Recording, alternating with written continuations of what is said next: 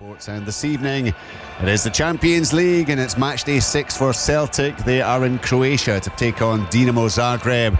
It's full live commentary here on Sports and on BBC Radio Scotland. We'll hear more from Pat Bonner later. Our commentary team is James McFadden and Al Lamont. Thanks very much, Richard. Welcome to Stadion Maksimir in Zagreb on Champions League match day 6 as Celtic seek to continue the unbeaten run they put together since the humbling in Dortmund. Any sort of positive result tonight would be most welcome, but as you heard Brendan Rodgers say, an away victory in this competition is the next step he wants his side to take, and on the face of it, as we've been discussing, such a result is not beyond them tonight, coming into the game in fine form, while Dinamo have no wins in 5 and are ravaged by injury. Cause for optimism certainly for Celtic as they aim to end the 7-year wait for a win on their travels in Europe's elite competition. Celtic currently on 8 points and in 20th position in the group. The predictions are that 11 points would virtually guarantee qualification, so victory tonight would take them onto that. Of course, Dinamo are just a point behind them though in 23rd position, and will look to use tonight's game to get them back on track, because it has been a difficult period for them. They actually issued a statement,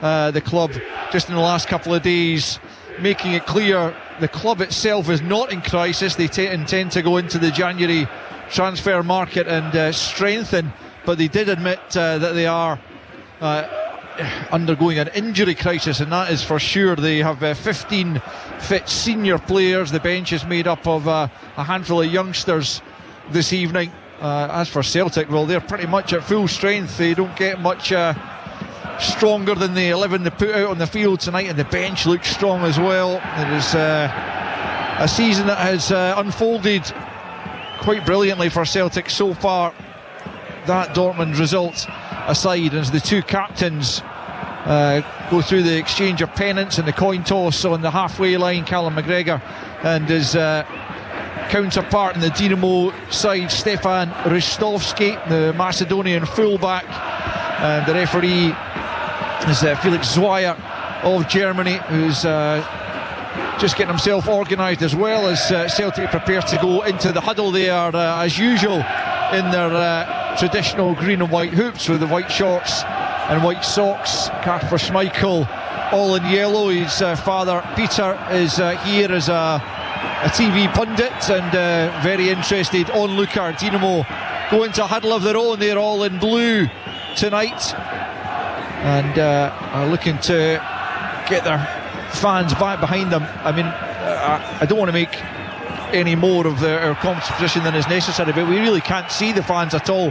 We can see some of the Celtic fans across to our right, but I can only imagine what is going on in the rest of the stadium. I'm afraid we will do our very best to accurately portray what is going on the pitch. It feels like we're kind of watching it through a letterbox, but enough moaning from me, because Celtic are underway, and it's Bernardo who takes the kick-off. Celtic going from left to right as we look at it from our little commentary bunker, and Celtic looking to enjoy some early possession at the back as Carter Vickers, restored to that back line, picks up possession. And although Celtic did record a clean sheet at the weekend, they had a few scares as Kyogo gives it away in the middle of the park, and that allows Rog to start the first attack by Dinamo Zagreb. On the left hand side now they've picked up, and it's Ronel Pierre Gabriel going all the way back to his goalkeeper, Daniel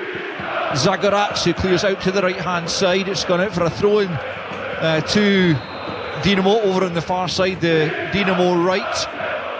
And James, you and I were deliberating early on as to whether it was going to be a back 4 or a back 5 for Dinamo. What's your early thoughts on that? It looks like back 4 out. Yeah, well, that was what I was thinking, but I always like you to corroborate that for me.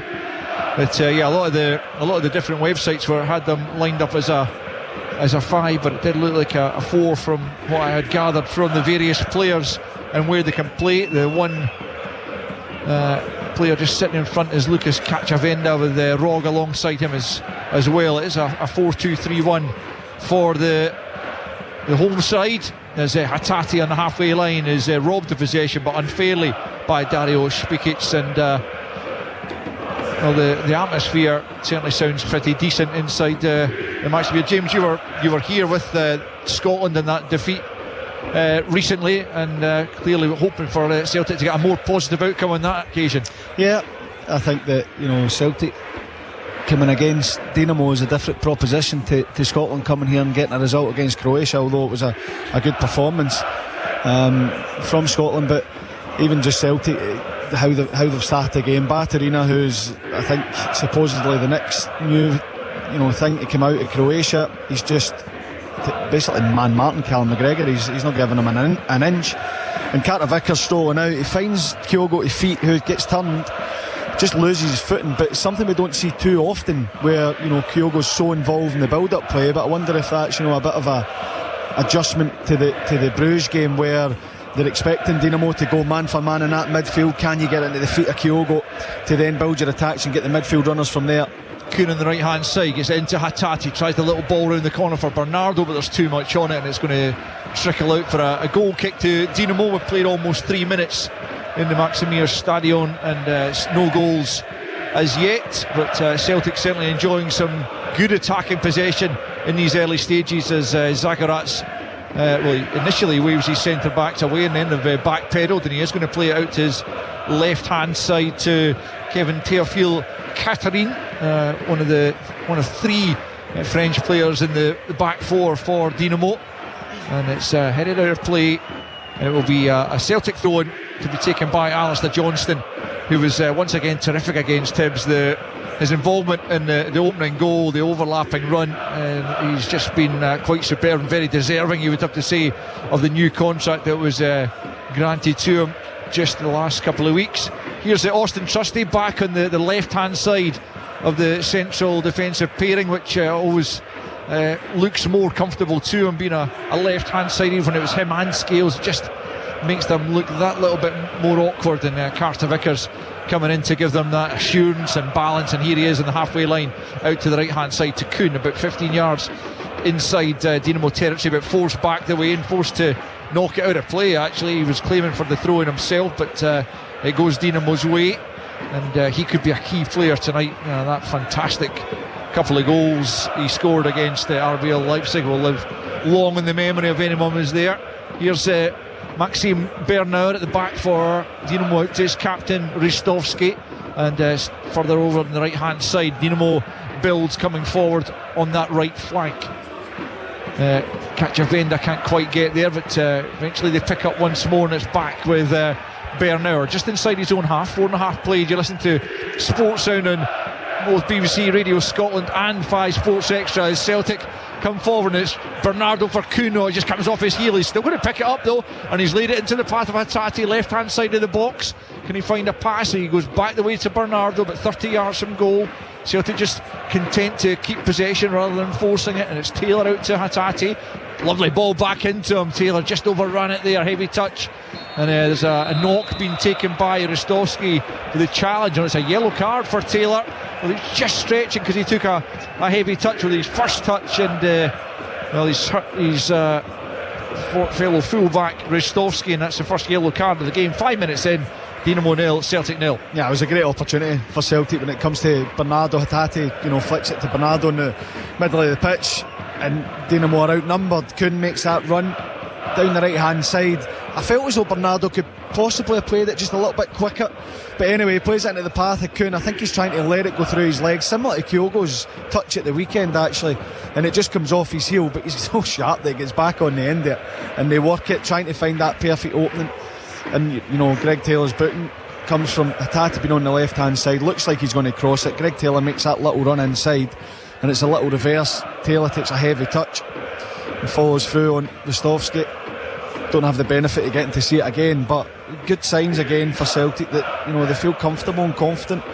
If they get their passing going, they can cause problems. Ristovski's okay, he's back on his feet after a little bit of treatment, doesn't have to leave the field of play because Taylor was yellow carded for the infringement. So 6 minutes in, is goalless in Croatia as Dinamo Zagreb, the perennial almost Croatian champions, look to leapfrog Celtic in this Champions League stage. If Celtic know something about domestic dominance, so Dinamo Zagreb can even trump them on that front. An incredible period of dominance since the creation of the Croatian League. Celtic have picked up possession midway inside their own half, and it's back to the edge of the box to Carter Vickers. Gets it to Callum McGregor, who, as James said, is being marshalled closely by Martin Baturina, who's already earned 9 Croatian caps at the age of 21, including coming on in the 2-1 win here and the 1-0 defeat for Croatia at Hampden recently. But certainly high hopes for him. And as Paki was mentioning, actually pre-match, Dinamo, they've got such a famed academy, and they make a lot of money from it. It's one of these archetypal money-making machines, almost, bringing quality players through, selling them for big money, and then producing the next one. Here's Trusty in the halfway line. 7.5 played goalless between Dinamo Zagreb and Celtic. No real high tempo to the game as yet. Celtic content to just stroke the ball about, wait for an opportunity to come forward. It's Carter Vickers doing exactly that as he plays it into the feet of Hatate. Goes back to Trusty about 10 yards inside his own half. Good ball forward now for McGregor, making his 100th European appearance, as we've mentioned. Quite the accolade for him, but he'll want to mark it with a victory, or at the very least a draw, as he gets out to the left hand side to Maida, who we haven't seen too much of in the opening 8 minutes. No goals as yet between the respective champions of Croatia and Scotland. Here's Carter Vickers, who has seen plenty of the ball in these early stages, been allowed to come forward, then he's pressed and he gets the ball onto Hatate, and now Johnston. Hatate once more, closed down but gets the pass off to Kuhn, right hand side. Johnston still moving forward about 6 yards from the byline, back to Hatate, poor cross from him, and Dinamo will try and counter down this left hand side, looking to try and release Baturina, but it's out of play for a Celtic throw all the way back to Kasper Schmeichel, who was required to be at his best. 6 clean sheets in his last 7 in the league, but he had to work hard for that at the weekend, James. Yeah, it's a famous quote, Al, it's his job, you know. And he is, like, he's come in and he's been a great presence, and I think you measure the quality of a goalkeeper, it's not when they're busy, it's when they go through periods where they're not busy and they have to come up with big saves, and Kasper Schmeichel's certainly, been able to do that. A tremendous signing. A few eyebrows are raised because he's, same age as Joe Hart, and I know that you're always looking for younger players and can you develop them, but sometimes you need to bring in that ready-made player, that experience, and I think it's given Kasper Schmeichel a new lease of life playing for Celtic, particularly in the games like this. Here's Maida down the left hand side. He's done well initially against Rostovski despite slipping, still has it, tries to link there with Taylor, but he's been dispossessed, and Dinamo try and come forward down the right hand side. You'd have to say most of the game has been played in the half that we are in, James, the Dinamo's defensive half, as Celtic try and find a breakthrough. They haven't been able to do so in the opening 10 minutes, but there's plenty of signs of encouragement, certainly. Yeah, there is. I think that they've shown a bit of patience to try and find that opening. And I mentioned Baturina being right on Callum McGregor. Callum McGregor's good enough, he'll find space. The worry would be, when Celtic then commit players forward, Baturina's trying to find those little spaces in behind the midfield and defence, in between midfield and defence. And I think that's where he's better suited to getting on the ball, driving forward, creating opportunities. But Celtic have looked very confident and assured in this game without being able to create that opening just yet. Here's Maida trying to do just that from the left hand side into the feet of Bernardo, 25 from goal. Little layoff for Hatate, he's forced back the way by Rog, and then Johnston gets out to the right hand side to Kuhn, up against Pierre Gabriel, comes inside him onto that left foot as he so often wants to do, goes back the way to Trusty about 10 yards inside Dinamo territory, out to the left hand side for Taylor in the book early for a late challenge on Rostovski. Here's Carter Vickers, good ball into the feet of Hatate, he just tries to slip it through for Johnston, comes off Teofil Catherine, but breaks back the way to Hatate. He then tries to play McGregor, it's just a yard ahead of him, and that allows Kachavenda, another 21-year-old in the midfield for Dinamo, to come forward. And now it's Spikic out to the right hand side, he's just overrun it. Trusty just about gets it to Taylor, and he finds Maida just inside his own half down the left hand side, tries to burst past Ristovski, who responds well and gets it back to Bernard, because Maida was looking to take him on for pace there. The 32-year-old Macedonian, very experienced internationally, showed it there. He also showed a good turn of pace to match Maida. Yeah, more importantly, showed that pace. But I don't mind it, because as Maida picks the ball up, he slows down a little bit, and you think, just go, show that intensity, that speed. I don't mind that at all from Maida, to go and knock it down the side, because Ristovski, as you've seen it, as soon as he picked it up, he'd almost turned his body to face towards his own goal, because he knew that's where it was going. Showed good strength, pace, experience there as well. But I think sometimes you have to do that. Can't always be perfect, can't always win. It's about making them think, I'm willing to go down the side here. Can you match me, and can you continue to match me? That's more importantly. Here's Teofil Katerin back to his goalkeeper Zagreb, who I mentioned is the second choice keeper, but he's found a good ball there to Baterina, out to the left hand side now to Piazza, the man who got a hat-trick the last time the sides met, and he's threatening here at the edge of the box, slips it to his left hand side. Celtic just about able to cut that out. Kuhn going back the way to Taylor, who just forces it out to the left hand side. Good closing down though by Ristovski on Maida, and Dinamo have it back in their attacking third, as they for the first time look to try and put a bit of pressure on that Celtic back line. Out on the right hand side they have it, Maida back there to help close down, and Dinamo looking to recycle it from right to left to try and find the gap. Baterina gets out to the right hand side, back they come to the halfway line, no way through initially. Bernauer has it back out to the right hand side to Kachavenda, then it's Ristovski in towards the edge of the Celtic penalty area, away by Johnston, be picked up by Teofil Katerin. He plays it out to the left hand side to the full back Pierre Gabriel. Inside it goes, and Dinamo enjoying the first real bit of possession inside Celtic territory without threatening Kasper Schmeichel's goal as yet, but they'll be gaining confidence from this. But Celtic looking to force them back. It's a good pass though for Rog, just inside the Celtic half, out to the right hand side for Ristovski, and now Spikic takes over. Dinamo probing for a way through. Kachavend out to that right hand side. Ristovski crossing opportunity, a good ball comes off the head of Trusty to the edge of the box. Kuhn helps it on. Dinamo looking to keep the pressure on, but Hattati will pick that up midway inside his own half. It was a good spell there for Dinamo, but ultimately the cross from Ristovski was well defended by Trusty. Hattati's got his side. A free kick midway inside his own half to ease that little bit of pressure that was just beginning to build there, James. Yeah, and it comes from Baterina and his position. I mentioned when Celtic have the ball, he's touched tight to Callum McGregor, but when Dinamo have it, he's trying to peel off into that little inside left channel just off the back of McGregor, and it's just a long ball into him. It's a great pass, and he's turned, he gets it to Piazza, who looks dangerous, and it comes from that position of Baterina that Callum McGregor just has to keep an eye on a little bit. Here's Kuhn, right hand side, steps away from Pierre Gabriel, but he's forced back. There is a brilliant ball in for McGregor, edge of the box, can he get the shot off? He can't quite, looked like a handball. The referee spotted it just a couple of yards outside the box. He's explaining to Teofil Katerin, who is protesting, but the arm was out as McGregor just tried to slip the pass, couldn't quite find room for the shot initially, but this is going to be a shooting opportunity from about 20 yards just right of centre. Big chances for Celtic, quarter of an hour gone. Dinamo 0, Celtic 0. That is, and it is a handball. I think the argument was potentially it being in a natural position, but for me I think the referee's given it for a deliberate handball. Callum McGregor, as soon as the pass comes to him, you think get your shot away, but they close up and he's trying to flick it just past them. I think he stops it deliberately with his hand, but this is a good opportunity. Kuhn over it, Bernardo over it. Normally you would favour the left foot because it's just off centre, favouring the left foot, but it looks to me that Bernardo is going to be the one, the way he's standing over it, is going to take the shot on. It's a big chance.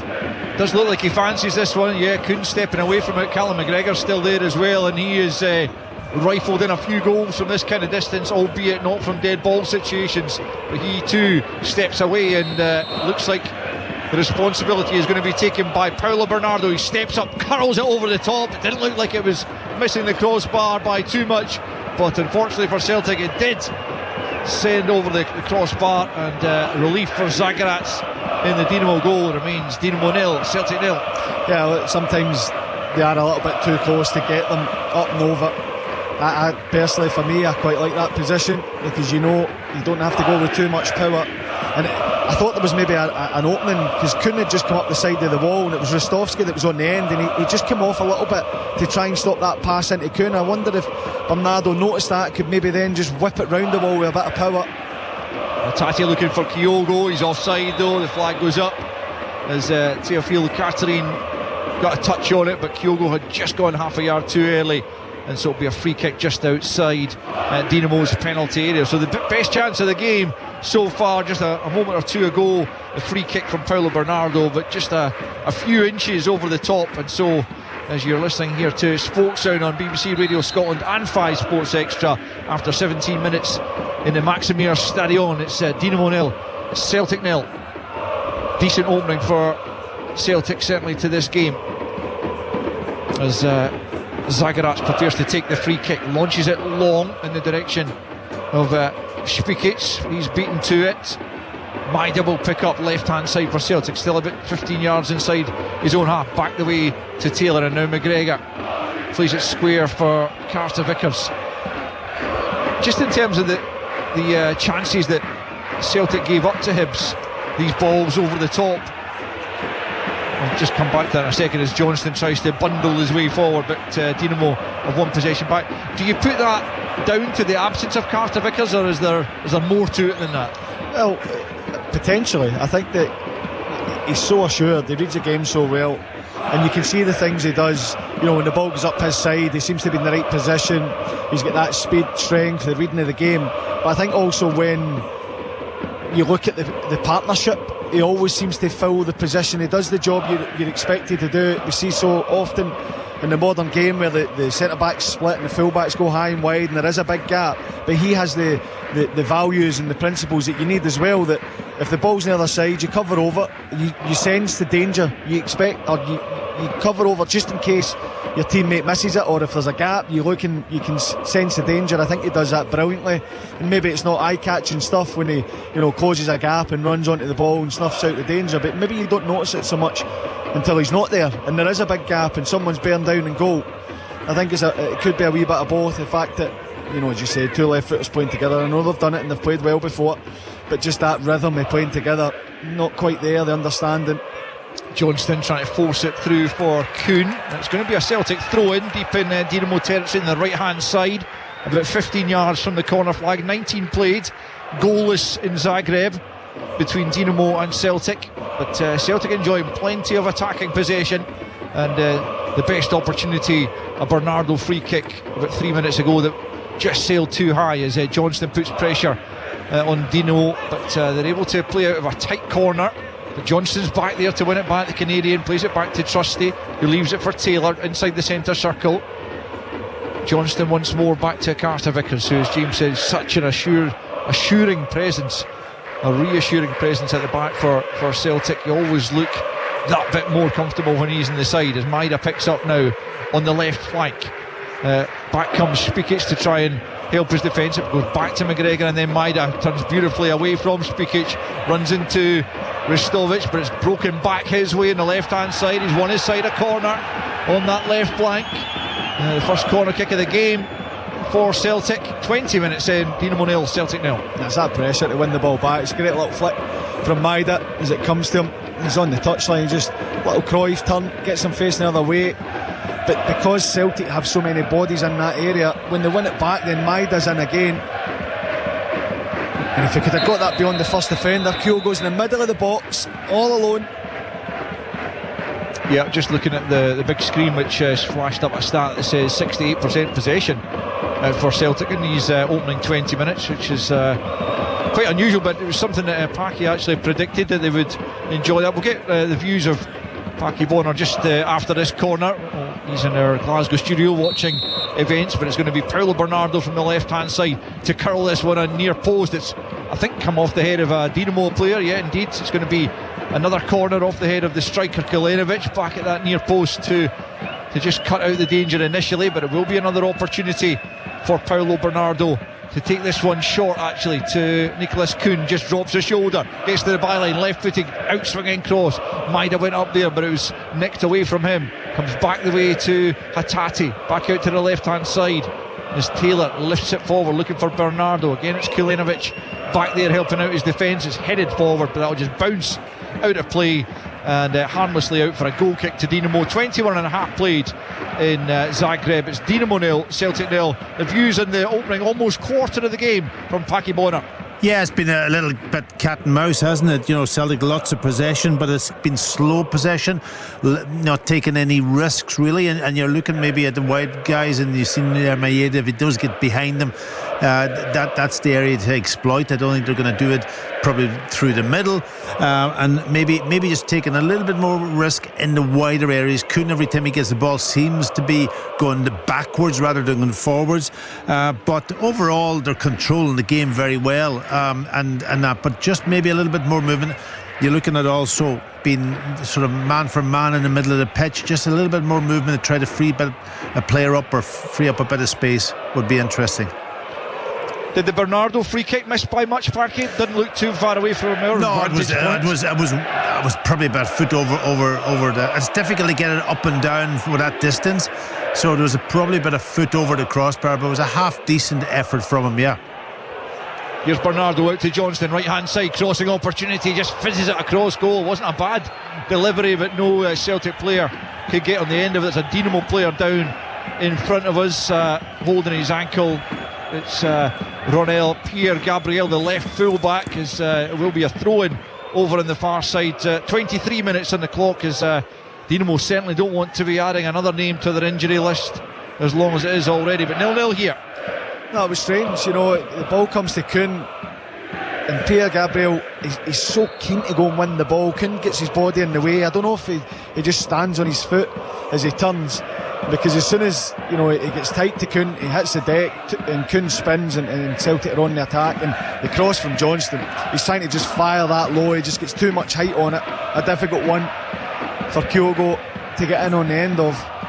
But I agree with Paki. I think that especially with coming to Kuhn on this side, he keeps coming to feet and he keeps going into his left foot. Can you just maybe take him short, spin him behind and just threaten, then you get your space. Here's Carter Vickers out to the right hand side to Kuhn on the angle of the box, just slips it forward for Bernardo, little back heel. Hatate brings it under control right side of the box. Bernardo once more almost finds Johnston. It comes off Pierre-Gabriel, and Celtic will have another corner right hand side this time. I mean, you would have to say Celtic having the better of the game so far. Yeah, and you can see they're growing as well. Just what Paki was saying about taking more risks, they're getting bodies forward.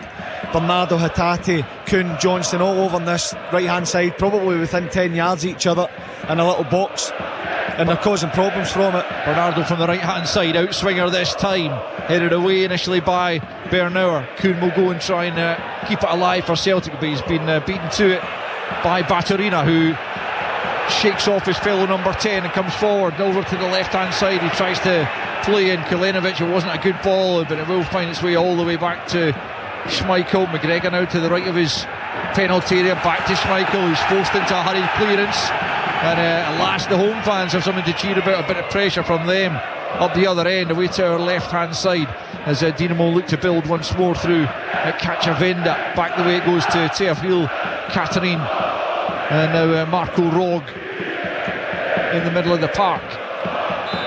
It's going to be a free kick to Dinamo. Bernardo and McGregor combining there.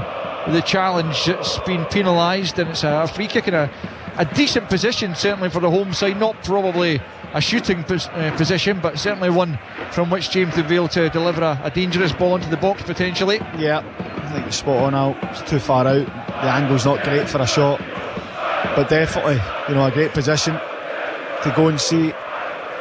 Go and test Celtic. You look at Dinamo as a line-up, decent bit of height in there, so if you can get delivery right, and he can cause problems.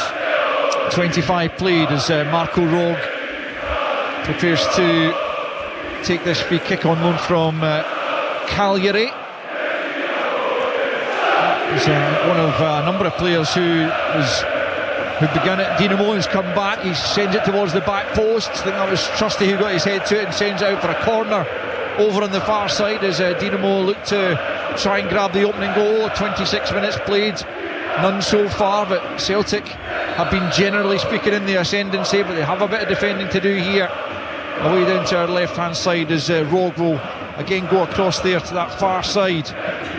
Just coming back from suspension, having missed the league game on Friday after a red in the defeat by Hajduk, the league leaders. Here is Rog, right footer from the right hand side, similar to Bernardo just a moment ago. It looks like it'll be an outswinger as Dinamo look for the opening goal in the game. Celtic would be ruing not having capitalised on the early pressure if they to fall behind here. Comes off McGregor, and then a Dinamo player, by the looks of the back of a Dinamo player, and it just bounces harmlessly behind Kasper Schmeichel's goal and out for a goal kick. 27 minutes in, no real threat, you would have to say, to the Dane thus far, and it's still Dinamo 0, Celtic 0. No, it was two opportunities for Dinamo to try and put Celtic under a bit of pressure defensively. I thought the wide free kick, although it was a good position, I didn't think it was a great delivery in that one there. You know, Callum McGregor's getting up ahead of Kulenovic, who looks like he's about 6'3" potentially, and it comes off his back and out for the goal kick. But you still have to be wary of it, because you know Celtic have dominated possession. They've looked good without really being able to provide that real moment where you think, right, you can put the ball in the back of the net. But you talk about a team, whether they're in disarray or not, or whether they're in crisis, they've got good players, and moments can change games. So it's not to get too comfortable. But Celtic they're looking pretty confident and comfortable at the minute, but they need to show maybe a little bit more going forward, a little bit more edge, a bit of zip, and try and really cut Dinamo open. Yeah, Trusty's long ball there, looking over the top for Maida, but speedy as he is, he couldn't get there and keep it in with a couple of Dinamo players round about him as well, just to shepherd it out of play. So it'll be a goal kick to Dinamo to be taken by Zagreb, who is starting his third consecutive Champions League games, his first ever actually, and with Nevestic injured, albeit on the bench, he is being handed the gloves as Dinamo come forward now. Left hand side is Piazza. He's looked dangerous when he's got on the ball, but he's barely been on the ball. Finds Batterina now, left hand side, little dink in to Rog there, and it comes to the back post, and a swipe and a missed kick there. That was a decent opportunity for Kulenovic, and he completely got that wrong as it fell to him just inside the box. Swung the right boot at it, but sliced it well wide. 29 played, Dinamo 0, Celtic 0. That's a chance of the game for Kulenovic. If you want a chance to fall, you want it to fall to your striker in and around the box. I mean, it's difficult to tell with the angle, but it looked like it was about 12 yards out maybe, and as it comes across, he's got loads of time to just let it drop, show a bit of composure, and you're absolutely spot on. He just slashes at it. Decent play down the left hand side, as you said, with Piazza, Batterina, and that's the chance for Dinamo. Yeah, I mean, he's been in good form, Kulenovic. As you say, that's the man you want it to fall for. 14 goals in 23 appearances before tonight, including 2 against Slovan Bratislava in the 5-1 victory against them. 4-1, I beg your pardon. And also 1 against Red Bull Salzburg in the 2-0 victory. Both of those coming away from home, interestingly enough. Their home record has not been a great one. They've got themselves a free kick, but it's still about 20 yards inside their own half as the half-hour mark approaches. It's not a chance you would expect, or you're saying that he should score from, but he should definitely be hitting the target from there. It's, you have scenarios in training in New York when you're finishing where you get chances like that, and it's all about keeping your eye on the ball, getting a contact, test the goalkeeper. Gets it horribly wrong. Hugo goes to close down Zagreb just gets the ball away to Teofil Katerin, who's forced to knock it out of play. It's good pressure, first of all from Kyogo, then from Kuhn, and Johnson will have this throw in about 20 yards from the Dinamo goal. It'll have to be taken again though, because there's a second ball on the pitch. Johnston then, a Canadian international fullback, eyeing up his options here. It goes to the feet of Kuhn. Kuhn's rolled the defender. Kuhn to the byline, cuts it back. Oh, it's a good bit of goalkeeping there from Zagreb to cut out the cutback, because if that had gone beyond him, it might well have been tucked home. Great play initially from Kuhn, just couldn't pick out a teammate. 31 played, corner, Celtic 0-0. That's excellent from Kuhn. As the ball's getting thrown to him, it looks like he's going to take his touch and stand still. He just waits to the last moment. Rolls Teofil Katerin. Bernardo's corner to the near post. Dinamo eventually scramble it clear, looked uncertain just for a moment as Baturina just knocks it forward, and Johnston picks up, and then Bernardo helps it on for Kuhn. Kuhn's little back heel. Bernardo tries the first time cross, comes off a Dinamo defender, and it's going to be another Celtic corner, and the fans away to our right, who are looking down just at that corner there, enjoying what they're seeing, but they would love to see a goal, that's for sure, to capitalise on this period of dominance for them. Yeah, well, they're getting a little glimpse of what could be. They're getting in behind, they're getting in positions to cause problems. Short one taken to Kuhn, back to McGregor now on the angle, dinks it towards the back post, it's over Kyogo, and trusty there was at the back post, just trying to knock it back across goal, but he couldn't get the connection he was looking for, and just knocks it behind. But you've seen Celtic work that type of corner on many occasions already this season, and that occasion didn't quite come off, and so after 32 minutes it remains Dinamo 0, Celtic 0. No, it looks like it's a good chance. Obviously we can't see it again, but Callum McGregor's in that little inside right channel, and it's a little clip to the back post. Initially I felt as though Trusty could go and meet it and head it back across, but maybe the fact that he goes, with the left, try and stretch and get something on it. Here's Baturina towards the Celtic goal. That's blocked by Trusty at the edge of his own box, picked up by Hatate, forced back the way under significant pressure, but he showed good strength and poise to bring the ball away down the right hand side. Now look for Kuhn, who will dash after this. Teofil Catherine's with him, tries a little back heel to get away from the defender, but it's good defending from the big Frenchman. He gets it away down the left hand side, dealt with that well, you would have to say, and now forward comes Piazza. McGregor comes over to the Celtic right to show him in field. Bernardo's out there helping as well. Dinamo managed to keep possession though. Here's Rog, gets it back once more, left hand side. The Dinamo fans trying to get behind their side. 12 minutes to the interval, 0-0. You listen to Sports Sound on BBC Radio Scotland and 5 Sports Extra. No goals in the Champions League between Dinamo, the Croatian champions, and Celtic, the Scottish champions, as there's a free kick going Celtic's way on the halfway line for a crude challenge by Dario Špikic, and Celtic will get the free kick for the foul on Taylor right on the halfway line. So Brendan Rodgers, you would imagine, be very satisfied with large aspects of what he's seeing so far, but crucially haven't really been able to carve Dinamo open. The only clear-cut chance has come from the free kick, albeit Kuhn almost creating another just a couple of moments ago, but Zagreb doing well to cut out the cut back as Kuhn, he just caught Pierre Gabriel there, but the referee and the assistant don't agree, and they've given the throw-in to Celtic just inside the Dinamo half, right hand side, as Johnston comes forward. There's a lot of pressure going in there, and 2 Celtic players have gone down. The referee's not happy with what he's seen. It's going to be a Celtic free kick, and I can't actually see because of the dugout who the Johnston, it's down. Yeah, but I can't see who the Dinamo player was. Looks like it's Kalenovic has been shown the yellow card, but also Rog.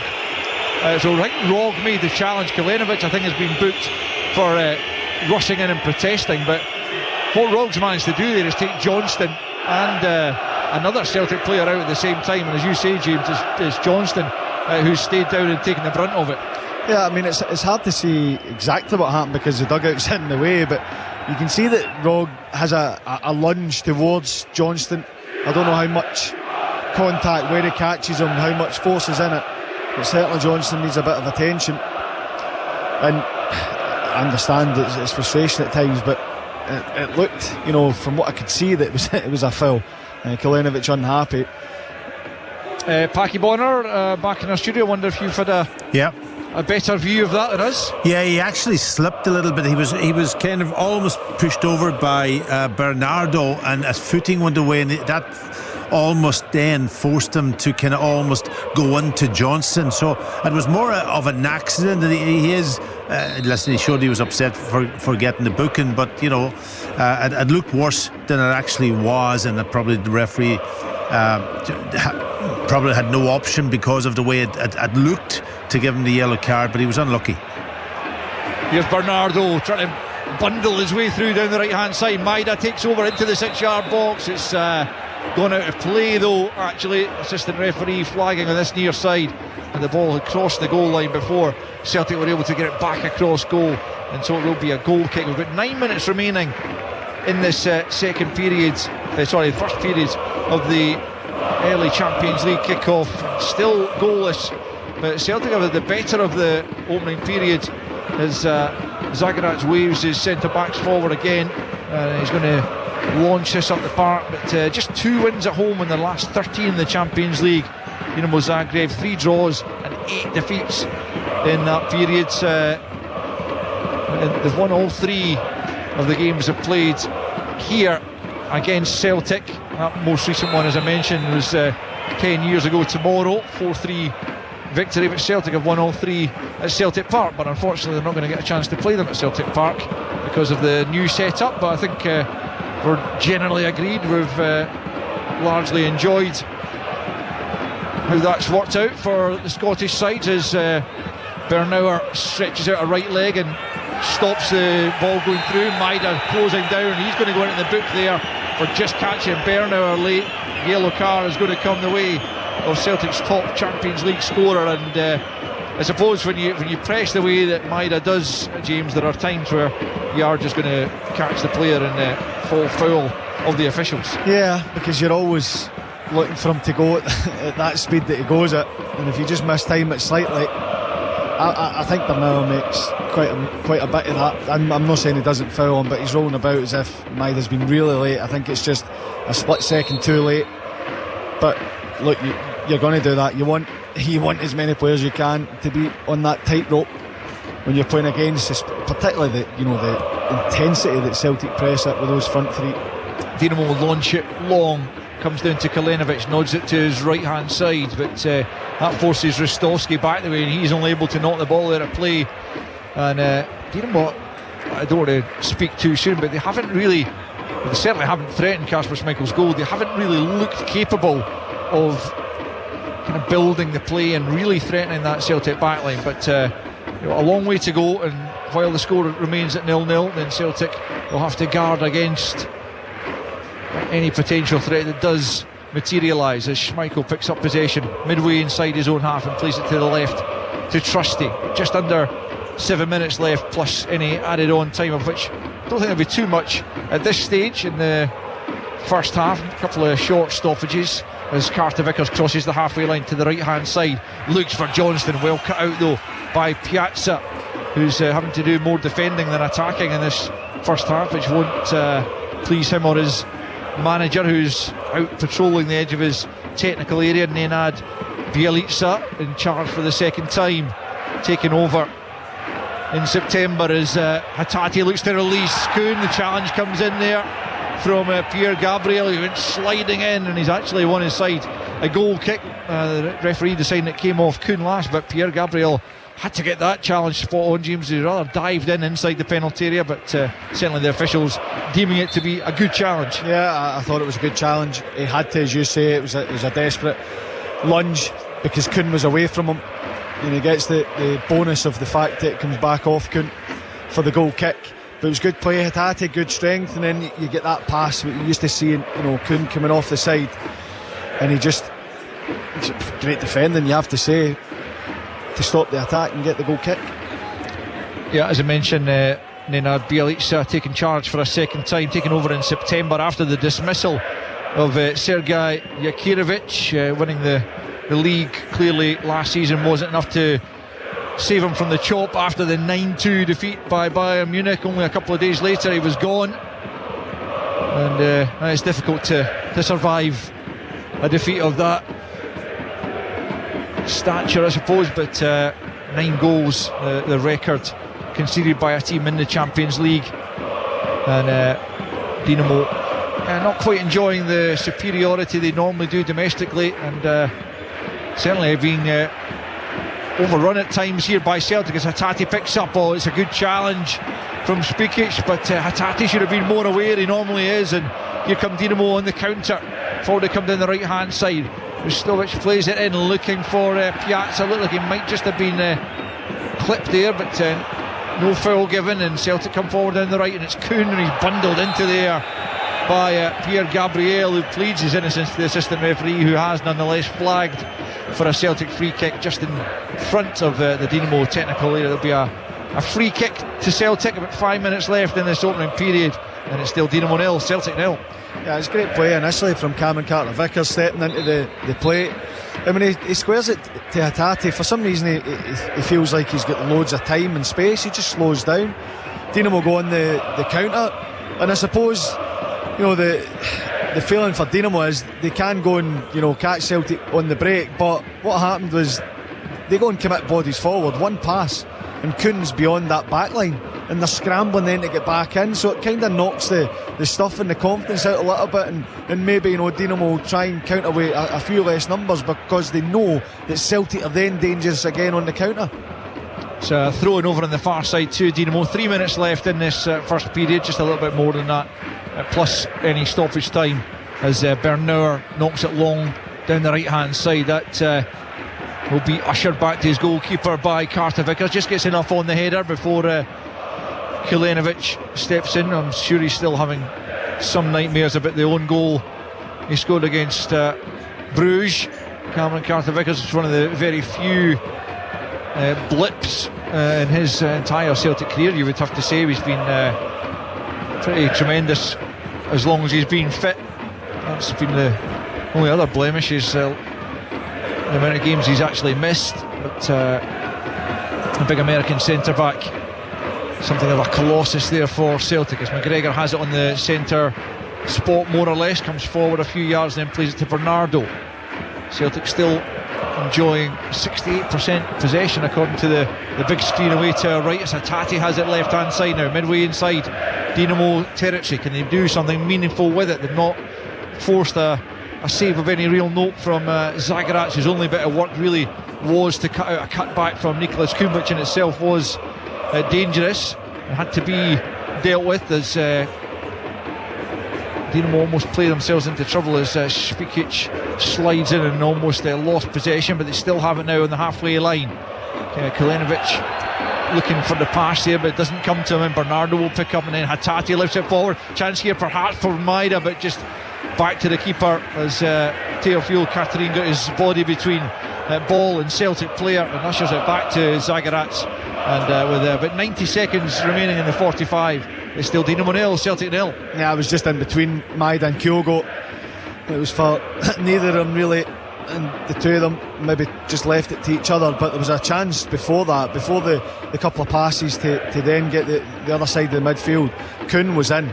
If I think it was McGregor had got his head up and played that ball earlier, forward quicker, and Kuhn was bearing down in goal. Kuhn trying to get the better there of Pierre Gabriel, who does well against him on this occasion, but it's been a good battle there between those two on this Celtic right hand side. McGregor doing brilliantly there against Baturina to win possession back. The wise old head of McGregor getting the better of the up and coming youngster, as Schmeichel plays out to Trusty. We're inside the final few seconds of the opening 45, so all eyes on the German fourth official, Florian Bach-Stewart, who has his board in his hand to show us exactly how much will be added on in the next few seconds. Celtic have it. Trusty just inside his own half, plays it square for Carter-Vickers. Carter-Vickers just stands in the ball and then goes back to Trusty just inside his own half, plays it out to the left hand side to Maida. First time ball on, it's a careless one, and Bernauer read that one and is able to step out. A chance here perhaps for Dinamo to build something. There's a couple of minutes that are added on. Down the right hand side they come. Ristovski into the box. Chance there for the near post. It was for Kulenovic, who met it first time and couldn't get it on target, as Michael just watched it drift wide of his near post. But that's the best chance that Dinamo have been able to create on that right hand side, but Kulenovic again failing to hit the target. Dinamo 0, Celtic 0. Yeah, it's another big chance, a poor finish from him. He does brilliantly initially when the ball goes wide. He just peels off the back. The Trusty then makes that dart across the front, and he just doesn't get the contact. Potentially, you know, goes maybe too far beyond that near post, but it's a decent opportunity. It's Baturina again picking up the ball in space in behind the midfield and you know, setting Dinamo on the counter, but poor finishing again for the big striker. Yeah, which is just as well for Celtic, as a couple of the Dinamo walking wounded make their way towards the tunnel as Maida comes in the left hand side. Cut back for Bernardo. Why did he not just try and direct that towards goal? He tried to bring it under control, but they've lost it, and it's Hatate into the box, and he tries to feed Bernardo when the shot looked on, and a couple of times there Celtic passing up chances to shoot when really it looked on to have a crack at goal, and in the end they tried first of all Bernardo to control it, then Hatate to pass it, and so with just a few seconds left in this first period it's still Dinamo 0, Celtic 0. I thought Hatate had the shot and it was deflected there. I can't believe he's tried to pass it. I mean, it's not ideal for him, he is slightly off balance, but I think just try and get a shot away. You're in the middle of the goal, try and hit it through the legs of the defenders, goalkeepers. It's difficult to set when that happens, but again, Celtic with a little chance to go forward and hitting back. Anytime Dinamo have gone forward, and if they've had any joy or not, Celtic have managed to hit them back pretty quickly. Kyogo had made a great run and Maeda goes for the cut back, and actually I know that's the half-time whistle. I thought that Paulo Bernardo still went with his head rather than his foot and tried to get that towards goal. Yeah, either way the effort on goal looked on, but that is a half-time whistle, as James says, and no goals in this first period. The first half that has been dominated by Celtic, but the stats away to right on the big screen tell us there have been no shots on target from either side, and it's been a very different goalless first half to that one that we saw out in Bergamo against Atalanta, where Celtic had to try and contain the Europa League winners. This time they really bossed proceedings, but without being able to actually cut Dinamo open. They had a good chance in 17 minutes when they won a free kick just outside the penalty area, but Paulo Bernardo curled that one maybe a foot over the top of the crossbar. At the other end, Kalinovic has sent a couple of efforts wide when he probably should have done better, their top scorer, but Bernardo and Hatate both passing up opportunities to shoot inside injury time there when the opportunity looked to be there. But at half time, despite Celtic dominating first half proceedings, it is Dinamo 0, Celtic 0. Dinamo Zagreb versus Celtic. Shoots and scores! Celtic in the Champions League. Oh, it's fabulous! What a strike! Absolutely incredible here! Football from Sports Sound on BBC Radio Scotland. The Scottish League Cup final lives here this weekend. Huge scenes of celebration away to our left here at the National Stadium. Rangers are looking to retain the trophy. Their hopes and dreams of keeping hold of the League Cup go on. But Celtic, who were rampant in reaching the final, stand in their way. Celtic are the brilliant best tonight, thumping Aberdeen. It's the Scottish League Cup final. Celtic Kyogo will score! versus Rangers. And Rangers have turned it around! Sunday afternoon on BBC Radio Scotland and Sounds. Could be quite an afternoon at the National Stadium. Make sure you join us for full live coverage of the first major final of the season. Either Celtic or Rangers will be collecting the silverware. That's live on Sunday. The guys will have all the action Saturday, of course. Tomorrow night it's the Women's Champions League. Real Madrid in town to take on Celtic. Live commentary in Sports Sound from 7 o'clock. We'll have a double bill on Thursday, starting off with the conference, Hearts in Copenhagen. Then the Europa League as Rangers play host to Tottenham Hotspur. And on Friday night, the Championship live on the BBC Scotland channel, Livingston against on-form Partick Thistle. And early on the day, we'll find out who Scotland are going to be taking on in the qualifying campaign for the next World Cup finals. That is, no doubt, it'll be a long drawn-out affair, but it's due to start late morning, I think 11 o'clock on Friday.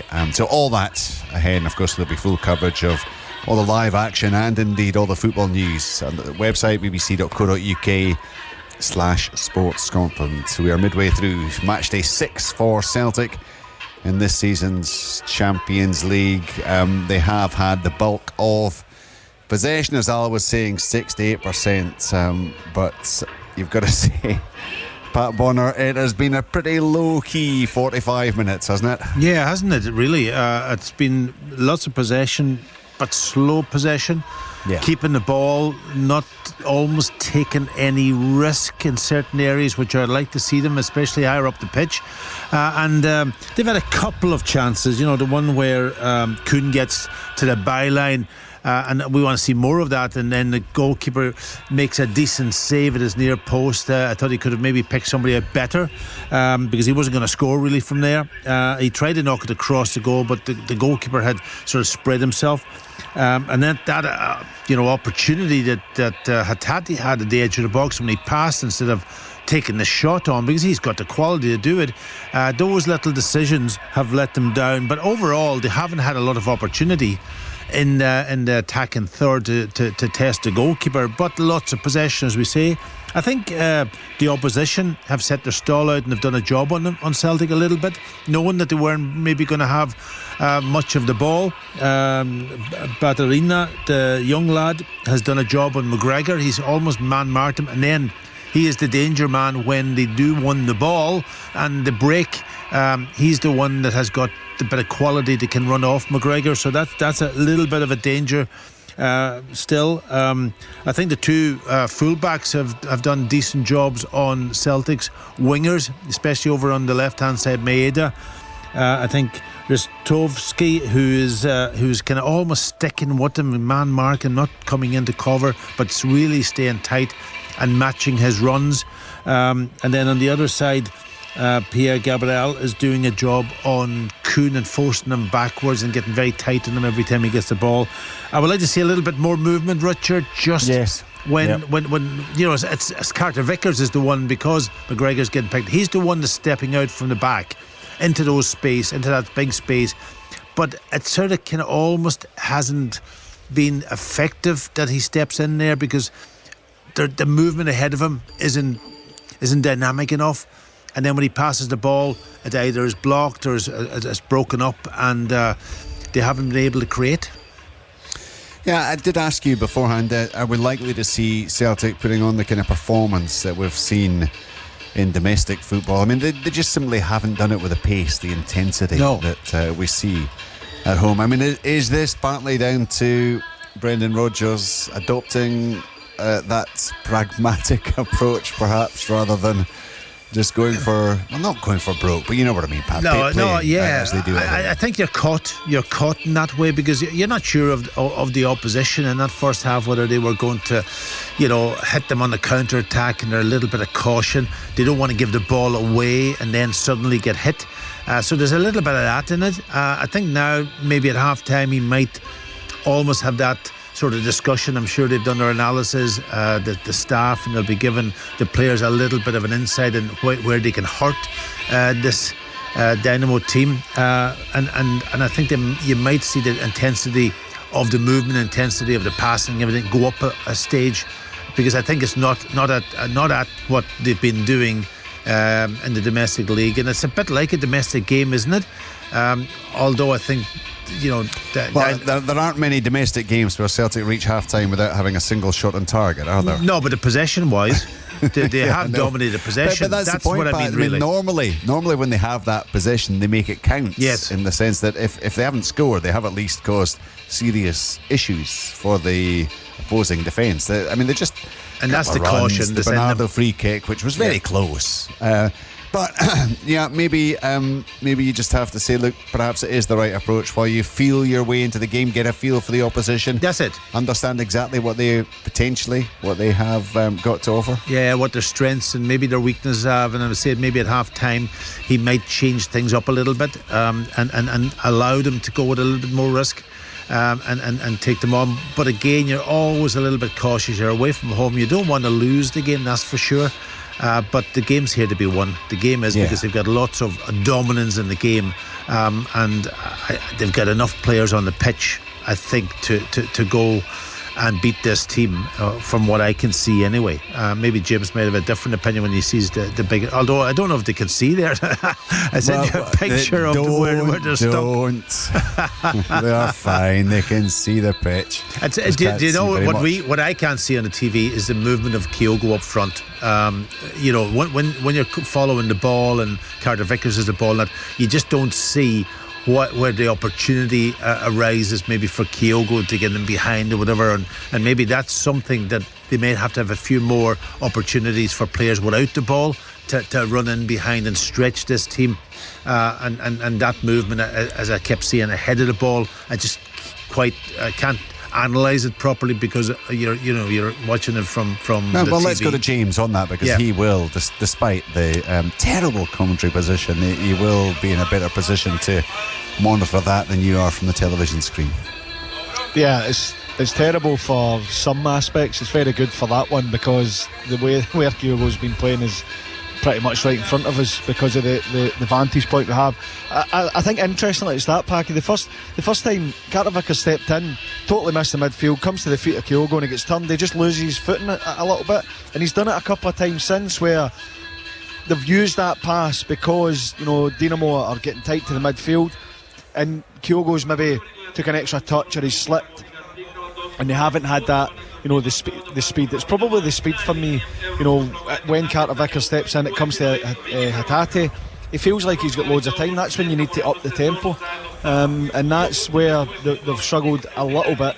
But I would say that's not in terms of quality. I think they are a good side, Dinamo, but it's probably got a feel of a domestic game for them to an extent where eventually you'll get your chance, eventually someone will switch off, eventually they'll tire and you'll get the space will open up because they've been so aggressive. As you said, when it comes to Maida and Kuhn, both fullbacks are so tight, they want to go and force them back as much as they can. Can they then just step forward, spin in behind and just have a little clip ball over the top to make the defenders think, because they're still coming to feet and they're still looking for that perfect opening. Is that space, Jib, sorry for cutting in, is that space? Obviously the two fullbacks are staying fairly tight on two wide players. There must be space down the side of the centre halves for either a midfielder to run beyond or Kyogo to spin in there. Yeah, there is, but there's also space for the wide men to run in there, and then you get the fullbacks going, old school and going overlapping. We don't see too many overlapping fullbacks these days, but that's what you have to do. You have to move them. They look like they're going to go in the back four. They're going to sit off the ball. They're trying to go man for man, Batterino and Callum McGregor. So they're leaving the spare man as being a Carter Vickers or Trusty. And at times when Carter Vickers driven forward, the space has opened up because at some point then, Kalenovic or Batterina's then, step to go. And then you're getting at the back line, but maybe just that speed's not been there. There've been glimpses at times when they've got down this right hand side, they've overloaded and got Bernardo's come over with Johnston and Kuhn. Hatate's joined in at times as well, so they have had opportunities, and maybe just that speed in the final decision has been missing. But there'll be no panic from Celtic, absolutely not. They've been in control of this game, and even when Dinamo have gone in the break, the recovery's been excellent, and what they've managed to do every single time is hit them back. So that can be tiring, that can be deflating for Dinamo to say, right, if we sit in and we get a chance and we go in the break, then we can cause them problems. But anytime they do that, it just comes straight back. So eventually they'll maybe make that decision. A couple of the players will say, I'll just sit back, because every time I go I feel like there's a potential to be exposed. Yeah, Richard, a couple of bookings too that I kind of worry about slightly. The Greg Taylor one, I'll tell you, the problem with that type of foul in Europe, you're never sure. It was a booking, but could he have taken out a red card? And that could change the dynamic of the game. Absolutely. I mean, he wasn't, I'm going to say follow through. He wouldn't follow through in terms of trying to hurt the player, but he caught him on the follow through, and it was late. And the studs caught him very low on the ankle or the foot. So the Maeda booking was not a booking as such. He can almost just he was a little bit late, but he caught him just with his knee, and the player made. But he's booked, and that's the problem, And if you got a couple of players booked, and it only takes. It looked like Ralston was going through a vigorous warm up. I wouldn't be surprised to see him emerge for the second half. Wow. Well, of course, Alistair Johnson feeling the effects of that challenge. He took the knock, didn't he? But Roach got cautioned in that one. Just a measure of where Celtic are right now. If they get a win tonight, they're on to 11 points. The perceived wisdom seems to be 10 points guarantees a top 24 place. You're probably needing 15 or 16 points for a top 8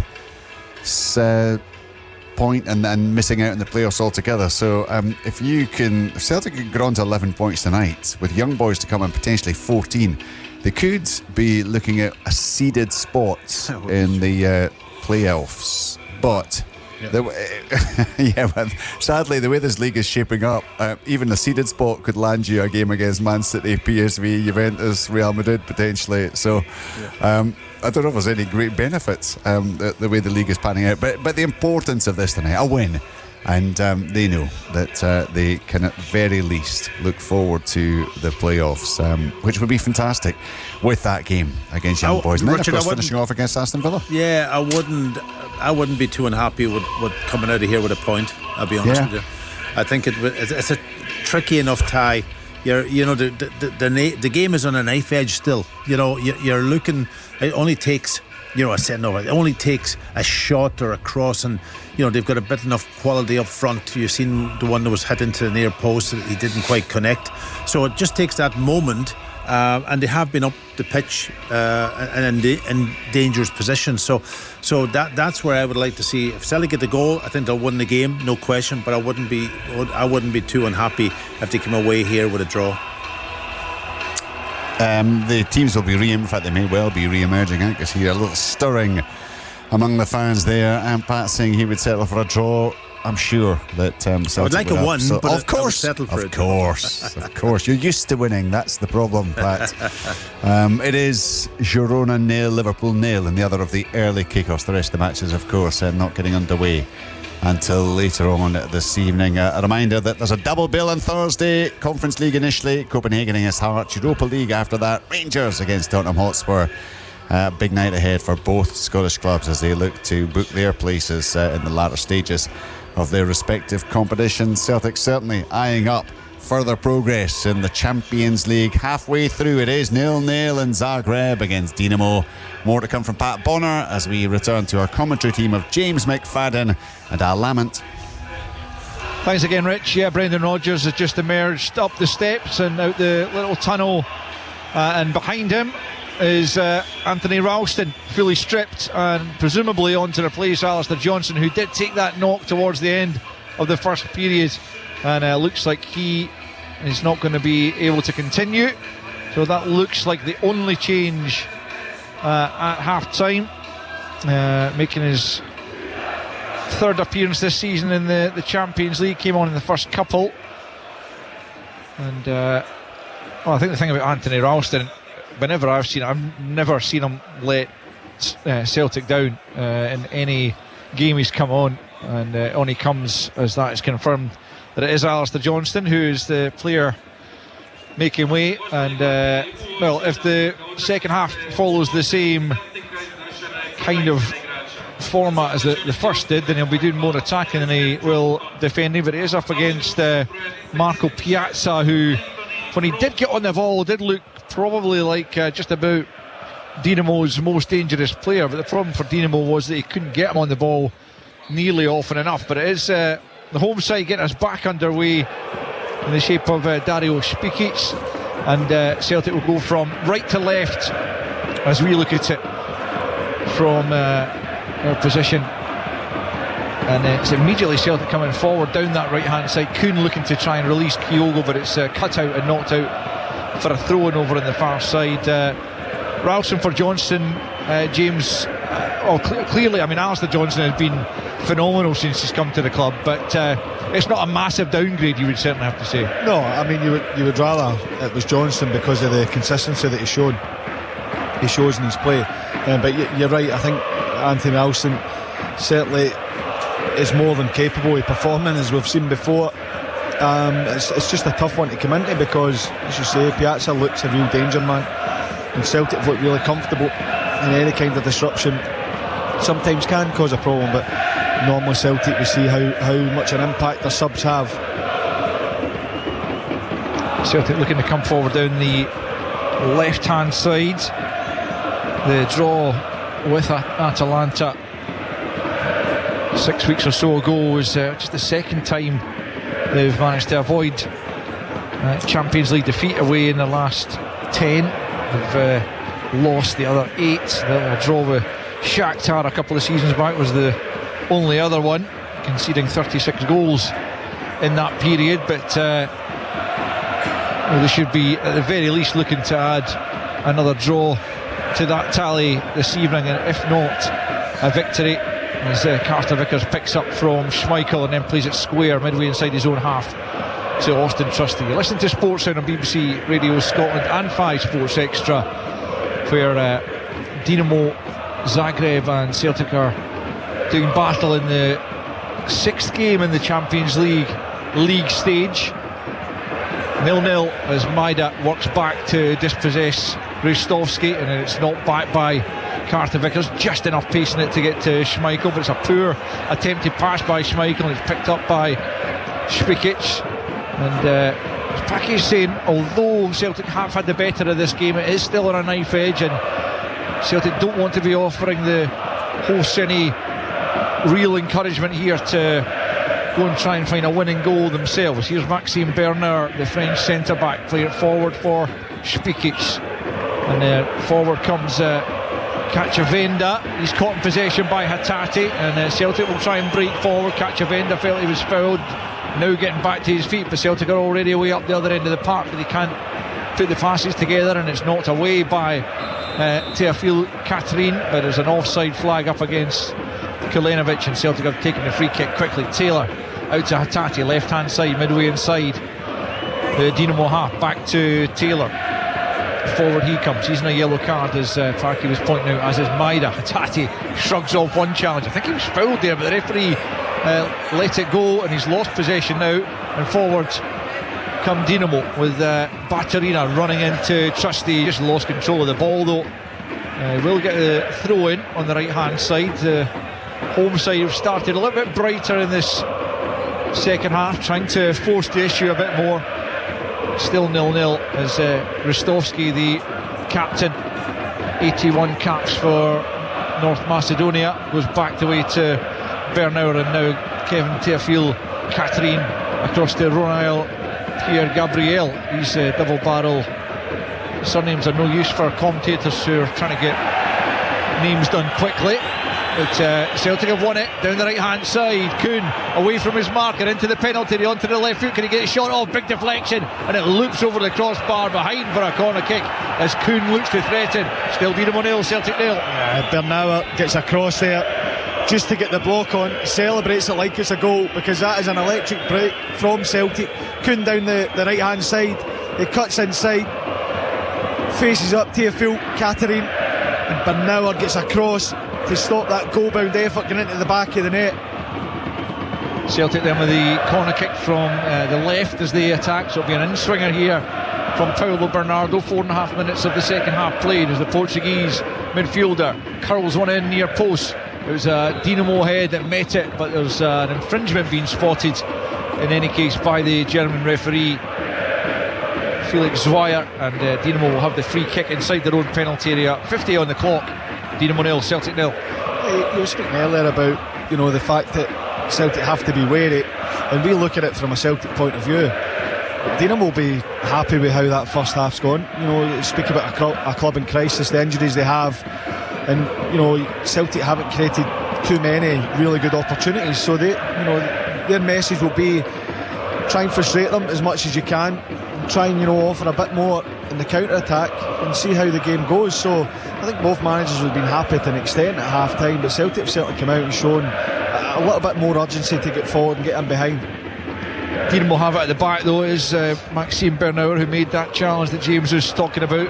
Played long, but Trusty gets his head to it. Taylor nods it on down the left hand side for Celtic. Maida is next to it, back to Taylor. McGregor quickly closed down by his shadow Martin Baturina. Celtic still have it, and it's Hatate getting the break of the ball on the halfway line, just to the left of centre.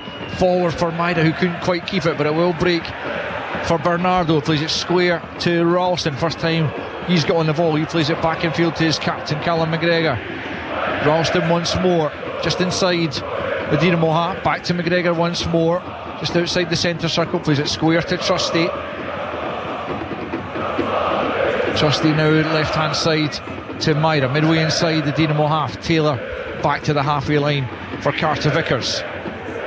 Carter Vickers has it just inside his own half, waiting for the correct opportunity to present itself. It comes in the shape of Hatate, who's given it away poorly, and forward come Dinamo, but back goes Paulo Bernardo to dispossess Baturina and just usher it back to his goalkeeper Kasper Schmeichel, who in turn knocks it on to McGregor, gets it back from Hatate, midway inside his own half. Now it's Taylor just outside the centre circle, plays it back in field to Callum McGregor.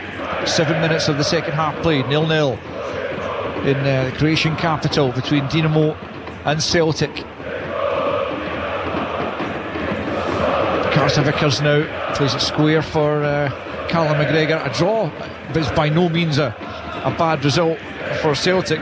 Looking at Dinamo's next matches, if they've got ambitions of progressing, they're away to Arsenal and then home to Milan, so you'd have to think that this does represent their best chance of getting more points on the board, but a point might not be enough if they're to pick up no more. But here they come, looking to try and get their noses in front.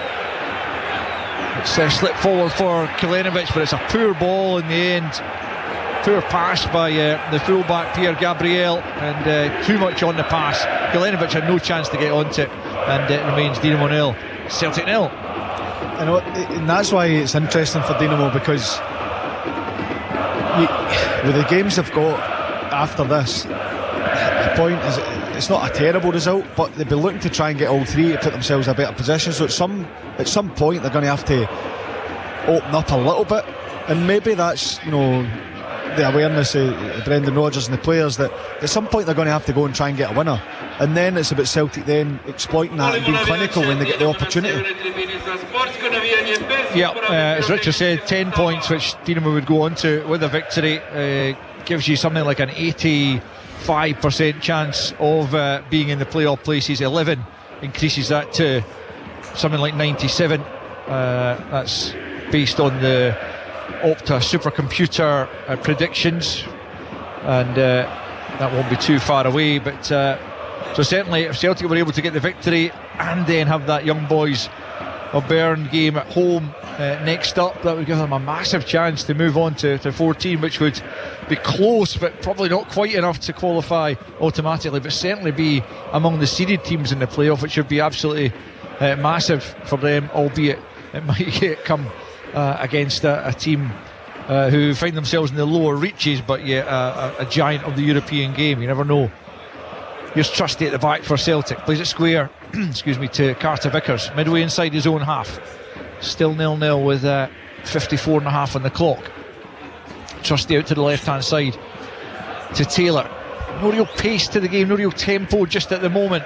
Both sides still kind of feeling their way, feeling the other team out, as McGregor picks up just inside the Dinamo half and then plays it square to Trusty. Trusty steps forward, left footed out to the left hand side to Taylor, just about 15 yards from the byline, tries to get the cross in but it's blocked, and Dinamo pick up in the midfield. Try and burst forward here. It's a challenge from Ralston which was worthy of a yellow card in the eyes of the referee, as Dinamo burst forward somewhat dangerously, and Rog foul by Ralston, and he's the latest Celtic player into the boot, joining Taylor and Maida, and it will be a free kick to Dinamo just on the edge of the centre circle. 10 minutes played in the second period, and it's 0-0 between Dinamo and Celtic. Yeah, Ralston's come way over from right back into almost a left back position, because he feels that there's a promising attack, so you can't criticise him for that. Spikic's coming forward, right hand side of the penalty area, gets it in. Kalinovic tries to lay it back to Baturina, was claimed for a handball against Baturina there. Nothing given as Dinamo win possession back, still in that final third, as they threatened for the first time. I wondered if Kalinovic might have been able to get a shot away rather than trying a somewhat elaborate back heel, but here they come once more. Looking for Kalinovic once more, coming back to Baturina, big deflection off Trusty, that could have gone anywhere. Fortunately for him and Celtic, it goes well wide of target in the end, and it will be a Dinamo corner. 0-0. Yeah, it was dangerous. A little bit of pressure now from Dinamo on both occasions down the right hand side. And Baturina with the shot for the edge of the box, big deflection, good block you have to say then from Trusty. But you can hear, the crowd certainly around about is how excited they're getting, seeing their team actually attack for a change. We can hear the crowd, can't see them. I assume they're somewhere behind us in the main stand here. The opposite stand is closed because of earthquake damage, which is not great. But here comes a corner from the left hand side. Rog thought about taking a shot and eventually does, gets it back on that left hand side, tries to curl it into the penalty area. It's met there by Bernauer, but it'll drift behind and it will be a goal kick to Celtic, good few yards wide. A target from Bernauer, might just have been trying to help it back across goal, but either way it comes to nothing. Still Dinamo 0, Celtic 0 after 57 minutes. Sliced by Taylor badly. Kilenovic picks up inside the penalty area, lays it back now. Baturina, can he get the shot off? Tame one into the gloves of Kasper Schmeichel, but Taylor's mistake handing a big opportunity to Dinamo, and you can hear the crowd getting right behind their team now as they do begin to enjoy some attacking pressure. Yeah, I mean, Greg Taylor, it's just a total misjudgment, slices at it with the right foot, and Dinamo now have, you know, a little bit of confidence to go and try and cause Celtic problems. The only thing I would say is, when it comes to Kilenovic, doesn't look like a striker that wants to get turned and get the shot away. He's trying to lay it off. They lay off something just half a yard the wrong side, and the shot that comes in is pretty tame towards Schmeichel, but there's no doubt they'll get a lift from it. And from Celtic's point of view then, you know, hopefully that means that players will come out and create those gaps that Celtic can go and exploit. Yeah, here's Bernardo out to Kuhn on the right hand side, midway inside the Dinamo half. Now it's Ralston taking over the mantle, trying to get forward down the right, and he's one inside a corner. Good pressure in the end. It will be a Celtic corner, right hand side, and both sides having moments in the second period where they're trying to put the pressure on, and it's Celtic's turn right now as Bernardo stands over the latest corner kick, just short of the hour mark, and you do wonder if Brendan Rodgers will use that particular point to make some changes, unless Celtic can find a breakthrough here. The short corner taken back to Kuhn, and then McGregor, and Kuhn once more plays it back to Bernardo, fires it across goal. The keeper gets down at the near post and it's knocked over the top of the crossbar by Carter Vickers in the end, although it's taken a deflection, and the referee points out for a corner kick. Carter Vickers almost turning it home, but a really dangerous ball into the box here by Bernardo. A well worked corner kick. There's a player down in the shape of Kilenovic at the near post who might need some treatment before this corner's taken, although the referee doesn't look all that interested in allowing him that. But still 0-0, but that was dangerous. 59 in. Yeah, it was the first one. I think it's Kyogo that makes the run. Can't quite see whether it was a block or not. And the second one, Kilenovic gets in the way of Carter Vickers with his shot. There's a few of the Dinamo players complaining to Carter Vickers. I don't know what for. Yeah, well, it's going to be another corner from the right hand side anyway, but still 0-0 as Dinamo having to do some desperate defending there. The goalkeeper did well at his near post to get rid of the danger. Here's Bernardo, sends that one in near post. It's Kilenovic who gets up to nod that away, and it's won there well by Baturina, who's leading the charge on his own. There's 4 Celtic players trying to get back with him. Still he has it inside the penalty area. Cacciavenda then laying it back to the edge of the box, given away, but it's picked up once more. Shooting opportunity here for Ristovski, blocked by Hatate, and then Maida will pick it up 25 yards from his own goal. Anywhere will do just at the moment for Maida. Kyogo will chase that. The goalkeeper just gets there well outside of his box, and he just thumps it out of play. Zagreb as Kyogo looked to pounce. Danger at either end again, but it's still 0-0 with an hour played. Yeah, well done, Anthony Ralston. Baturina gets beyond McGregor, it gets beyond Ralston, but he sticks with him and forces him wide and allows for reinforcements there. Kyogo, as soon as that ball goes forward, you know that the defenders are going to be surprised at how quick he is, how sharp he is. Goalkeeper managing to snuff out the danger, but this game's opening up right now, and it's no surprise because I don't think a draw is a disaster for either team, but definitely 2 teams that want to win. Ralston has it then after that good bit of defending. McGregor slides it forward to Taylor, who's picked up that central area that he's been encouraged to do since the time of Ange Postecoglou. McGregor now onto Bernardo and out to the right hand side for Kuhn, just about 30 yards from the goal line, cuts infield, looking to come up to the edge of the penalty area. He's challenged, but he's still got possession somehow. Now he's on the left hand side, swings it into the back post. Teofil Catherine with a header clear to the edge of the box. Dinamo should pick up here, but it's been lost again to Hatate. Was he fouled? Yes, he was. The free kick's quickly taken. Teofil Catherine does well to intercept that because Kyogo was the target. He was in behind there. It's good quick thinking from Celtic to take the free kick as quickly as they did, but Teofil Catherine dealing with the danger. It's out now for a throw in on the far side as the manager comes out of his dugout to try and rouse the fans, get them behind the team again. Nenad Bielica just trying to urge them into life, and they've taken the cue. as Bernauer rather stands in the ball, but then finds a good pass, and it's a good bit of play there by Cacciavenda, who's powering towards the Celtic penalty area. Infield it goes, Baturina scoops it over the top. That's a really good chance again from 18 yards. Terrific bit of play from Cacciavenda, laid it on a plate for Baturina, who couldn't keep it down, and it remains after 62 minutes of a end-to-end second period. Dinamo 0, Celtic 0.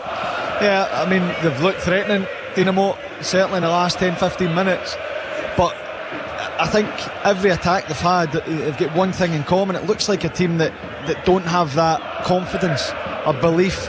You know, Cacciavenda, when he runs through there, just keep going.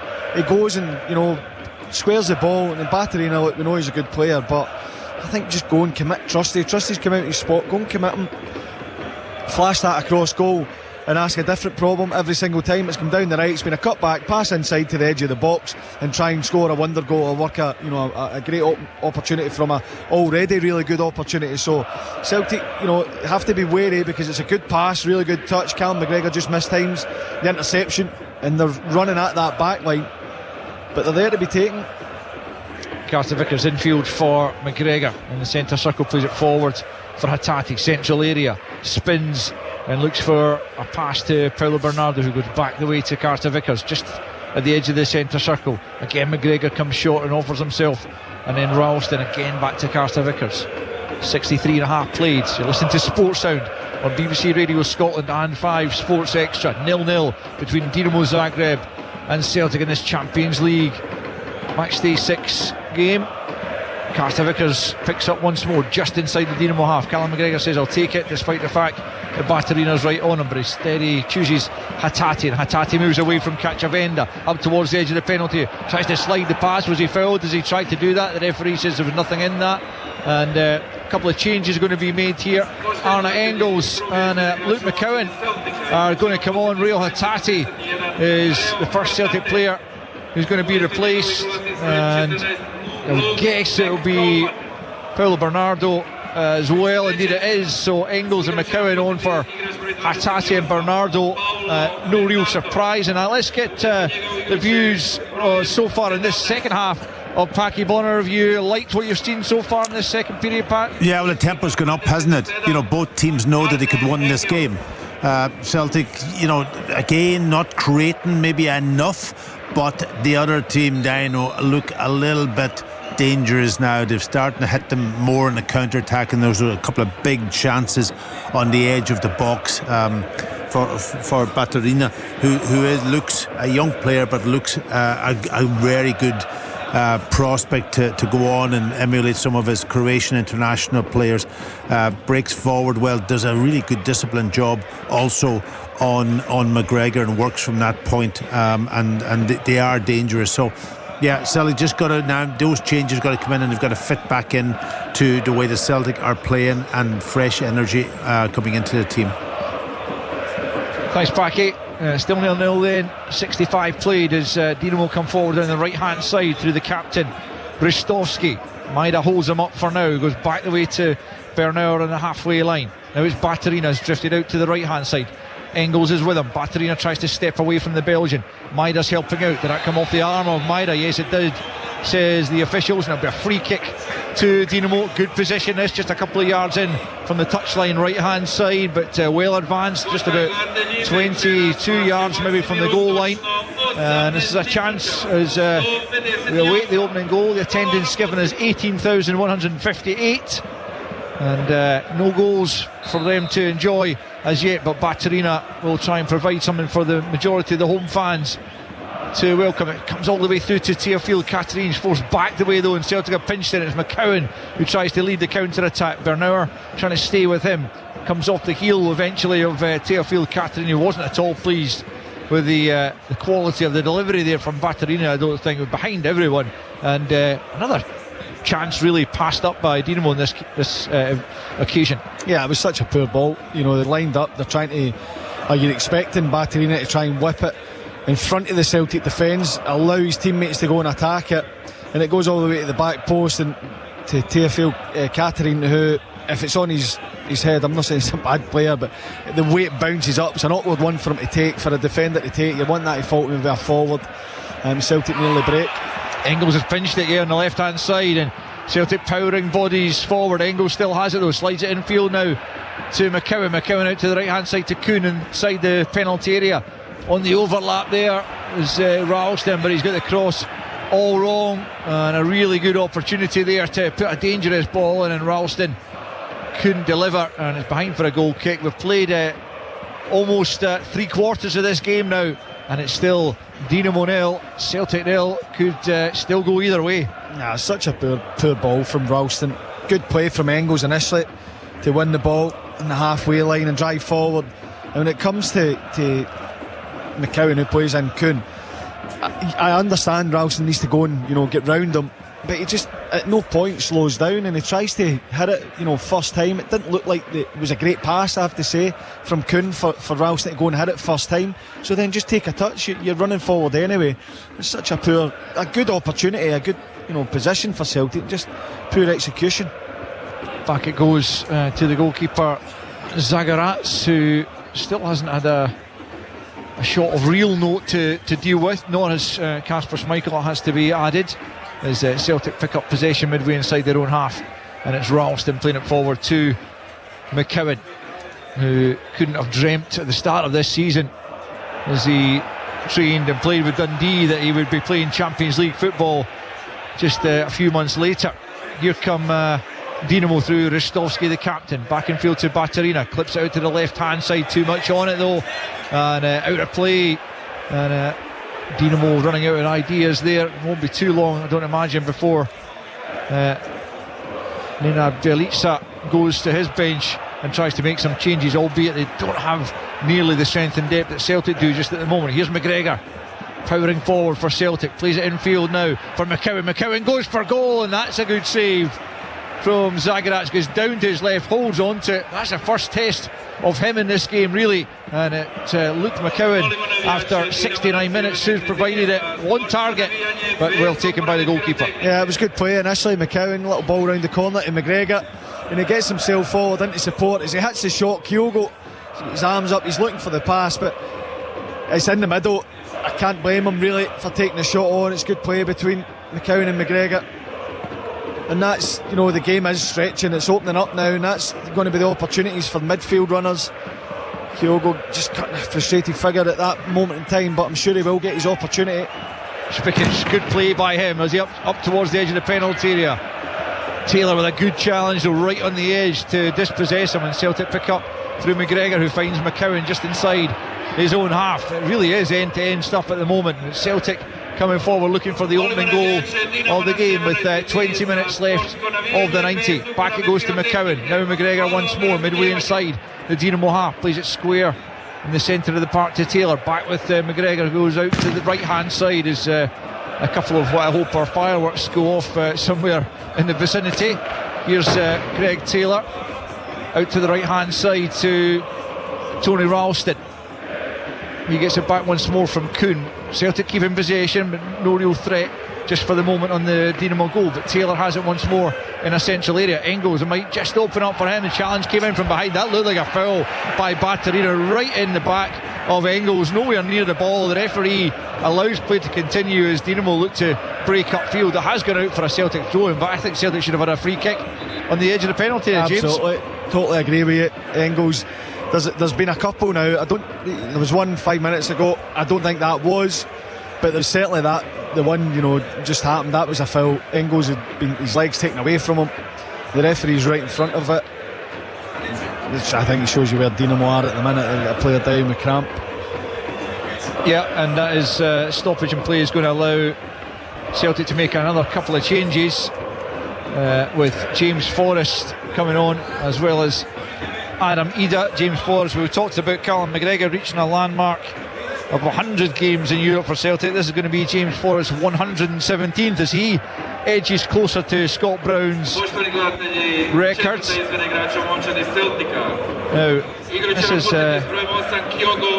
Kyogo, who's going to come off, of course, to be replaced by Adam Ida. And Forrest will replace Dyson Maeda. So another double change made by Brendan Rodgers as he looks to force the issue here, take the game to Dinamo Zagreb and take all 3 points. Still 0-0 though, with 72 on the clock, and looks like Dinamo themselves are going to make a change here as Nathaniel Mbuku comes on, and off goes Dario Spikic. First change for the home side. And Celtic having made now 4 changes. Let's see if that changes things in a positive manner for them. Still 0-0 then after 72.5 minutes. Ball's back with Kasper Schmeichel. Plays out short to Trusty. Square for Carter Vickers. He comes up towards the halfway line. Out to the right hand side for McCowan. McGregor makes a run for him, but he goes back the way to Ralston and then back again to Carter Vickers in the halfway line. Plays it short forward to Callum McGregor. Back to Carter Vickers once more. Forward now to Aramida, who's just dropped off the front to come and collect the pass and then play it out to Ralston. On it goes now with Kuhn. Kuhn's got the better of the fullback. Into the box he goes, tries to force it across goal, and it's going to be a goal kick in the end. The fullback recovered pretty well in the end there, Pierre Gabriel, because it looked like Kuhn had got the better of him just for a moment, but he did enough in the end to put Kuhn off. Behind for a goal kick. 73.5 on the clock. Dinamo 0, Celtic 0. That was the speed. Speed of the movement. Just takes a touch, shifts it onto the right. I don't know if Pierre Gabriel's expecting him maybe to come back inside, but as soon as he goes down to the right hand side with that speed, he's away from him. But it's great recovery to get back, as you said. Out of play for a Dinamo throw-in just in front of their own technical area. That's been a straight swap on the right hand side for Dinamo, with Mbuku coming on for Spikic. At the back it's Teofil Katarine playing it square for Bernard, who goes back to his goalkeeper Daniel Zagoratz. Nothing to choose between the sides in the second period. Celtic not quite as dominant, I don't feel, as they were in that first half.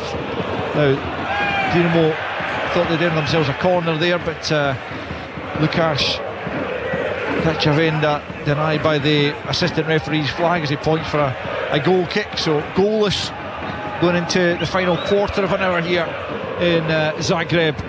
Can Celtic emerge with all 3 points, which could be oh so valuable in the end, and perhaps sound the death knell for Zagreb's own hopes of even reaching the playoffs, as I say, with Arsenal and Milan to come in their final 2 games. Celtic have young boys at home, and then big game down at Villa Park against John McGinn's Aston Villa.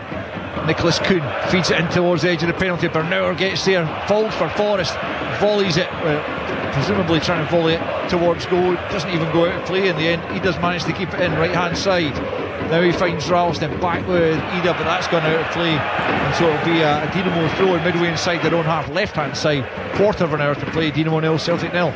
Yeah, I'm trying to think of what would have been worse there if I was in that situation. Now that the ball went out for a throw in, or one of my teammates caught it. I'm not so sure. It's not an easy one. It's dropping to James Forrest. He takes it too early, slices it, it goes high and wide. Ida manages to keep it in.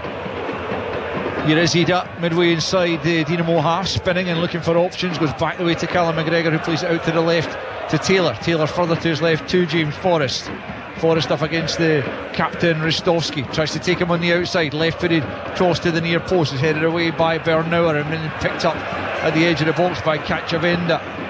Down goes Kulenovic off the ball, but Buku is picked up on the right hand side, tries to switch the plays, a terrible ball, and Ralston easily able to pick that off and find his captain Callum McGregor. Forward it goes to Ida. Ida can't really get the ball out from under his feet initially, and then he plays a poor pass straight out of play. Just a little bit disjointed from Celtic after the changes they've made, and it's still with 13.5 to play plus stoppage time. Dinamo 0, Celtic 0. Yeah, well, I think it's just been tough for Celtic to find that opening, that real opportunity. Whether it's been the changes or not, Dinamo have now got probably a bit more intent to go forward and cause their own problems, which they haven't really been able to do to a great extent. it can be difficult. The game, I think, will continue to open up, and it's about that patience and being decisive in the moments that matter. Here's Engels, back to Taylor, and then forward to McGregor up to the edge of the penalty area. McCowan was strongly challenged. They took a sore one where he's lost possession, and Dinamo can break. And it's Ristovski out to the right hand side to Buku to the angle of the box. Ristovski still in support, plays it off Taylor, and it's a corner, and now Ristovski is the latest to try and get the fans back on side, get them right behind the team as they look for a potentially crucial winning goal in the terms of the overall picture of the campaign, as they come forward and prepare to take this corner kick from the right hand side. They're going to make another change just momentarily, not before this corner is taken. I don't think. Looks like Arber Hodja is the man who's going to come on shortly, but first of all it'll be a corner kick taken by Marco Rog from the right hand side, right footed. Dinamo, plenty of players inside that penalty looking to get on the end of this, and it comes to the edge of the 6 yard box. Bernauer attacked it but didn't really get the purchase he was looking for, but he got a run on it, and that was dangerous. Here's Rog once more, right hand side, dinks it back into the box. Well run by Trusty in there, rose highest to knock it clear, but Celtic haven't got it entirely clear. Here's a chance for Mbuku inside the penalty area, down he goes, Michael clears, and the referee indicating that the ball was taken there as Celtic just looked a little bit panicky there a couple of times, but the ball is cleared to safety as Brendan Rodgers just out of the edge of his technical area, urging calm in there to ensure, because the last thing they want is to come away from this game with nothing. It's a vital challenge from Greg Taylor. Perfect. He's the wrong side and Booker's inside him, and he just manages to get there, takes the ball. It's a great challenge, and Booker's just about to open up and get his shot away. But you're absolutely spot on. The game is getting far too open for Celtic's liking, and certainly, defensively. But these are where you need your big players to step up in the big moments. And if Celtic can get the goal here and win the game, then you would have to say it's a fantastic, night for them. It certainly would be. Just under 11 minutes of the 90 remaining.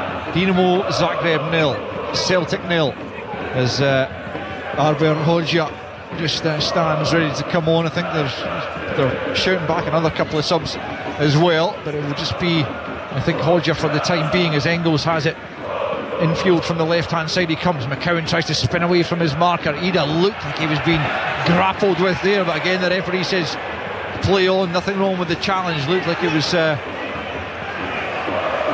pretty hard done by there, but here come Dinamo. It's Ristovski towards the back post, up goes the header. That's a brilliant save from Kasper Schmeichel.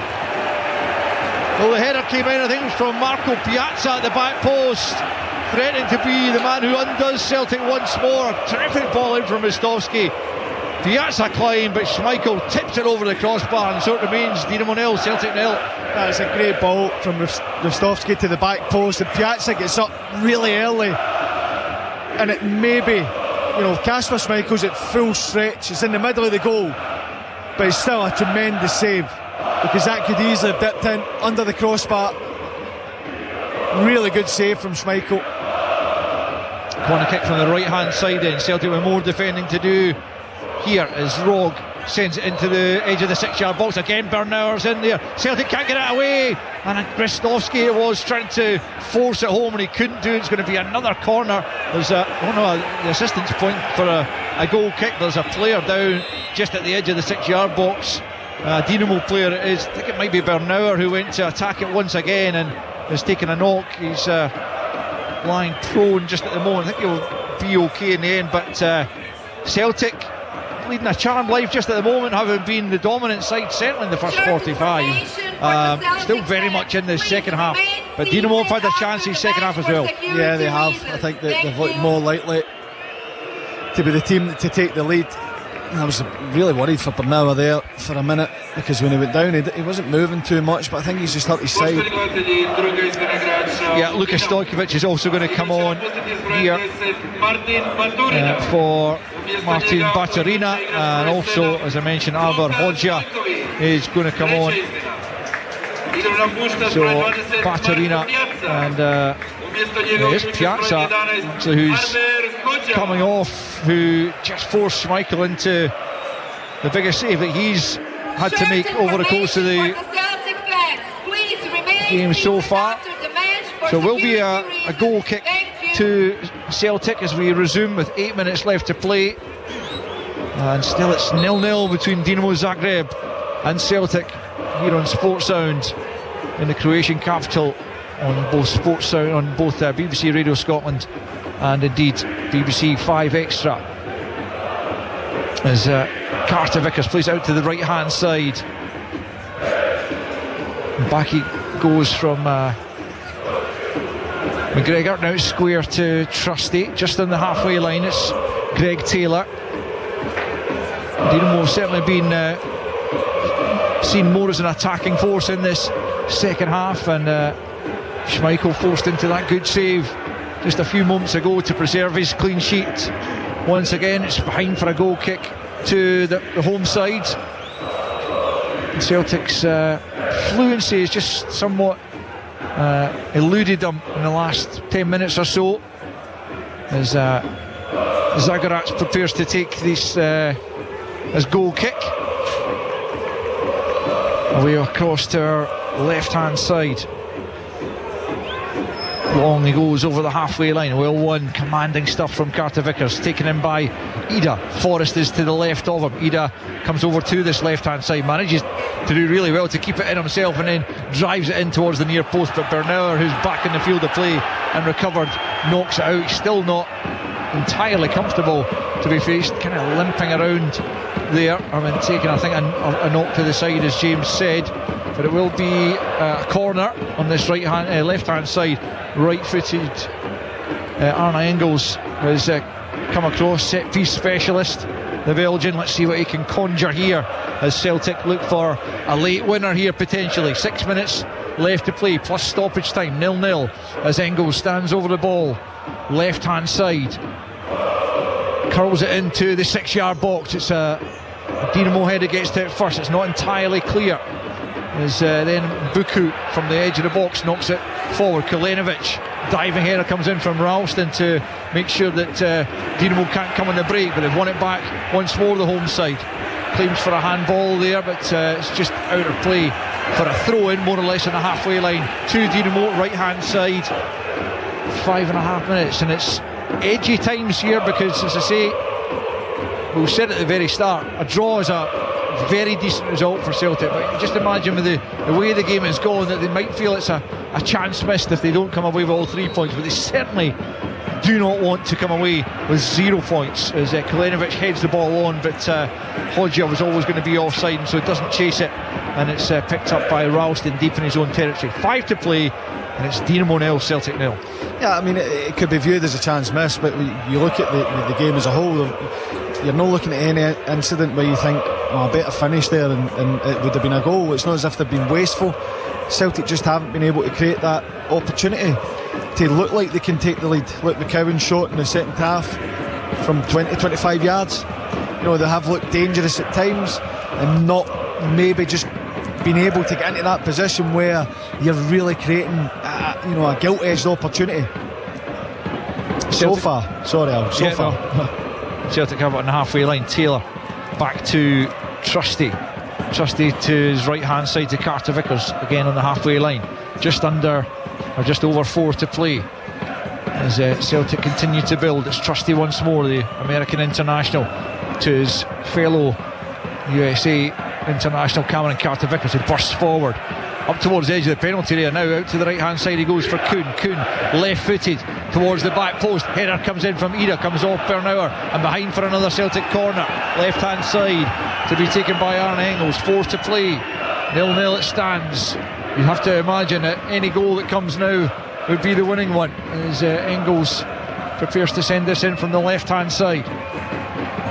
Celtic putting just about everyone up into the penalty area. McGregor just looking at the edge, as is Kuhn. Ralston just a little bit deeper, but Dinamo have absolutely everyone back to defend this situation. A punch there from the keeper under absolutely no pressure. He could have caught it, but he gets good distance on it. It'll be retrieved by McCowan. Back to Schmeichel, well out of his penalty area, plays it short to Ralston. Back to McGregor on the halfway line. Just over 3 minutes left. in the Maximir Stadion in Zagreb. Dinamo 0, Celtic 0. Celtic looking to keep up that unbeaten run that they put together since the Dortmund defeat. This would make it 14 without defeat in all competitions since then. As McGregor plays it infield to Taylor. Now it's McGregor midway inside the Dinamo half. Again, Dinamo just about everyone behind the ball apart from Kalinovic, the striker. Now he goes back to try and close Taylor down. The pass goes off to McGregor. Now it's Ralston back to Carter Vickers. No great urgency just at the moment from Celtic. Maybe they are content with the point, or maybe they're just being patient, waiting for the opening to come. Can they prize this Dinamo backline open? It's Trusty out to the left hand side to Forrest. Forrest comes infield on that right foot, plays a little pass for Engels, left hand side, the most brilliant ball across goal, but terrific defending from Teofil Katerin to cut it out, with a couple of Celtic players coming in there looking to get on the end of the ball across goal from Engels. Wonderful build up there from Celtic, just couldn't find the final ball, but you have to credit Teofil Katerin with the cutout. Outstanding play from Celtic. Forrest and Engels down the left. Outstanding defending from Teofil Katerin, because Ida's right behind them. It's definitely an opportunity for Celtic to put the ball in the back of the net. Outstanding defending. So still 0-0 with 2 minutes left of the 90, plus a little bit of added on time at the end, so probably something like 6 minutes all told yet to play, as Dinamo have a throw in down on this near side, although Bruce Bernauer has been, was he fourth? I thought he was going off there, but actually just retrieving the ball. But again, the dugout's somewhat obscuring our view on this near touchline. It's difficult to say exactly what is taking place down there outside of Brendan Rodgers' dugout, but ultimately it's going to be a free kick to the home side to be taken by Maxime Bernauer. We're just about to enter the final minute of the 90, and it's still Dinamo 0, Celtic 0 in the Champions League, as Kalinovic goes up there. Looked like he was fouling Taylor, but again the referee and his assistant on this near side allow it to continue, as Kalinovic does well to poke it into the substitute Stojkovic. Dinamo cough up possession. Taylor steps away from Stojkovic brilliantly, then plays it up towards Ida. Ida chests it down on the halfway line and then plays it forward looking for Kuhn. Good challenge though by the fullback Pierre Gabriel, as Dinamo look to try and build something themselves. 30 seconds left in the 90. The fourth official just making his way to the touchline to show exactly how much longer both these sides will be given to try and find a winning goal, or perhaps to eke out the draw, as Bernauer from the halfway line hits the diagonal out to the left hand side. Ralston is there and knocks it out of play as forward steps the fourth official. 3 minutes added on, and we are into that right now. As a very ambitious effort comes in from distance, and it's not too far over Kasper Schmeichel's crossbar. I think it was Marco Rog who hit that, as I was looking away to my right to see what the added on time situation was, and Rog, I mean, that's fully from, I would say, 40 yards maybe, and Schmeichel had to just watch that carefully as it flew over his crossbar. Decent effort. Yeah, it was. I think as he takes it initially, you're surprised, and Schmeichel just makes sure he gets in a good position, but the closer it gets to goal, you can see that he's going to not sail over, but dip over the bar. Schmeichel right behind it, arms at full stretch, and happy enough to see it just drop over the bar. Here's Austin Trusty on the halfway line. Just over 2 minutes of stoppage time left to play. Dinamo 0, Celtic 0 in his Champions League game. Celtic could move on to 9 points if they can come away with a draw, but they will feel that victory was there for them. They might yet be able to find it. It's Forrest on the left hand side, nudges it back to Trusty just inside his own half. Just stepping over the halfway line, back out to the left hand side, this time for Engels. Engels comes in and then tries to switch the play, looking for Kuhn. Kuhn lets it drift over his head, but he won't be able to keep that in play, and the referee will point there for a goal kick, Dinamo goal kick. A couple of minutes left to play, and it's still goalless in the Maximir Stadion in Zagreb. I've no idea why Engels is trying to hit that diagonal for Kuhn. As soon as he cuts inside, he does pinned the defender, and he's looking for the ball into feet. and then he goes to play, you know, diagonal to Kuhn, who's not renowned for his aerial prowess. I think that's a chance missed to go and get that into Ida's feet in around the box. Liverpool have beaten Girona by 1-0. That one is finished. This one is nearly finished. A minute of stoppage time to play. Celtic get a free kick for a handball there, midway inside their own half. Maybe time for a final attack as Taylor just plays it back the way to Trusty, midway inside his own half. Plays it square to Carter Vickers. Square again for Trusty. Celtic edging towards another point to add to their tally in the Champions League. As free kick is going to go their way though, in a good position. As Greg Taylor, who's in a very advanced position down the left hand side, just barged into the back of him, and Celtic have a free kick now, just about 2 or 3 yards in from the left touchline, but only about maybe 25 yards or so from the goal line. And if you're going to get a chance in the last few seconds, it's a decent position from which to put it in, James. Absolutely, and it's a nice time to get a winner, isn't it? Never a bad one, to be fair, but Arne Engels and Luke McCowan stand over this. You imagine it's going to be the right foot of Engels to curl this in from the left hand side. Can Celtic snatch a dramatic late winner? We've gone beyond the 3 minutes as Engels plays it in towards the back post. It's an easy take for the keeper, disappointing in the end for Celtic, and they'll look to come up the other end and try and snatch it themselves, but the referee's seen enough.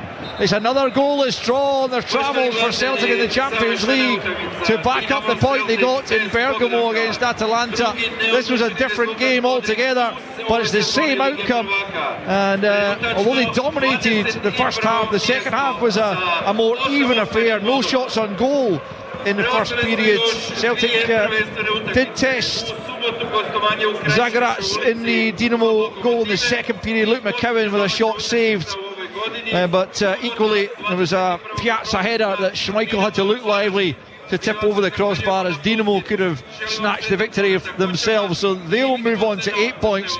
That may not be enough with games against Arsenal and Milan to come for them.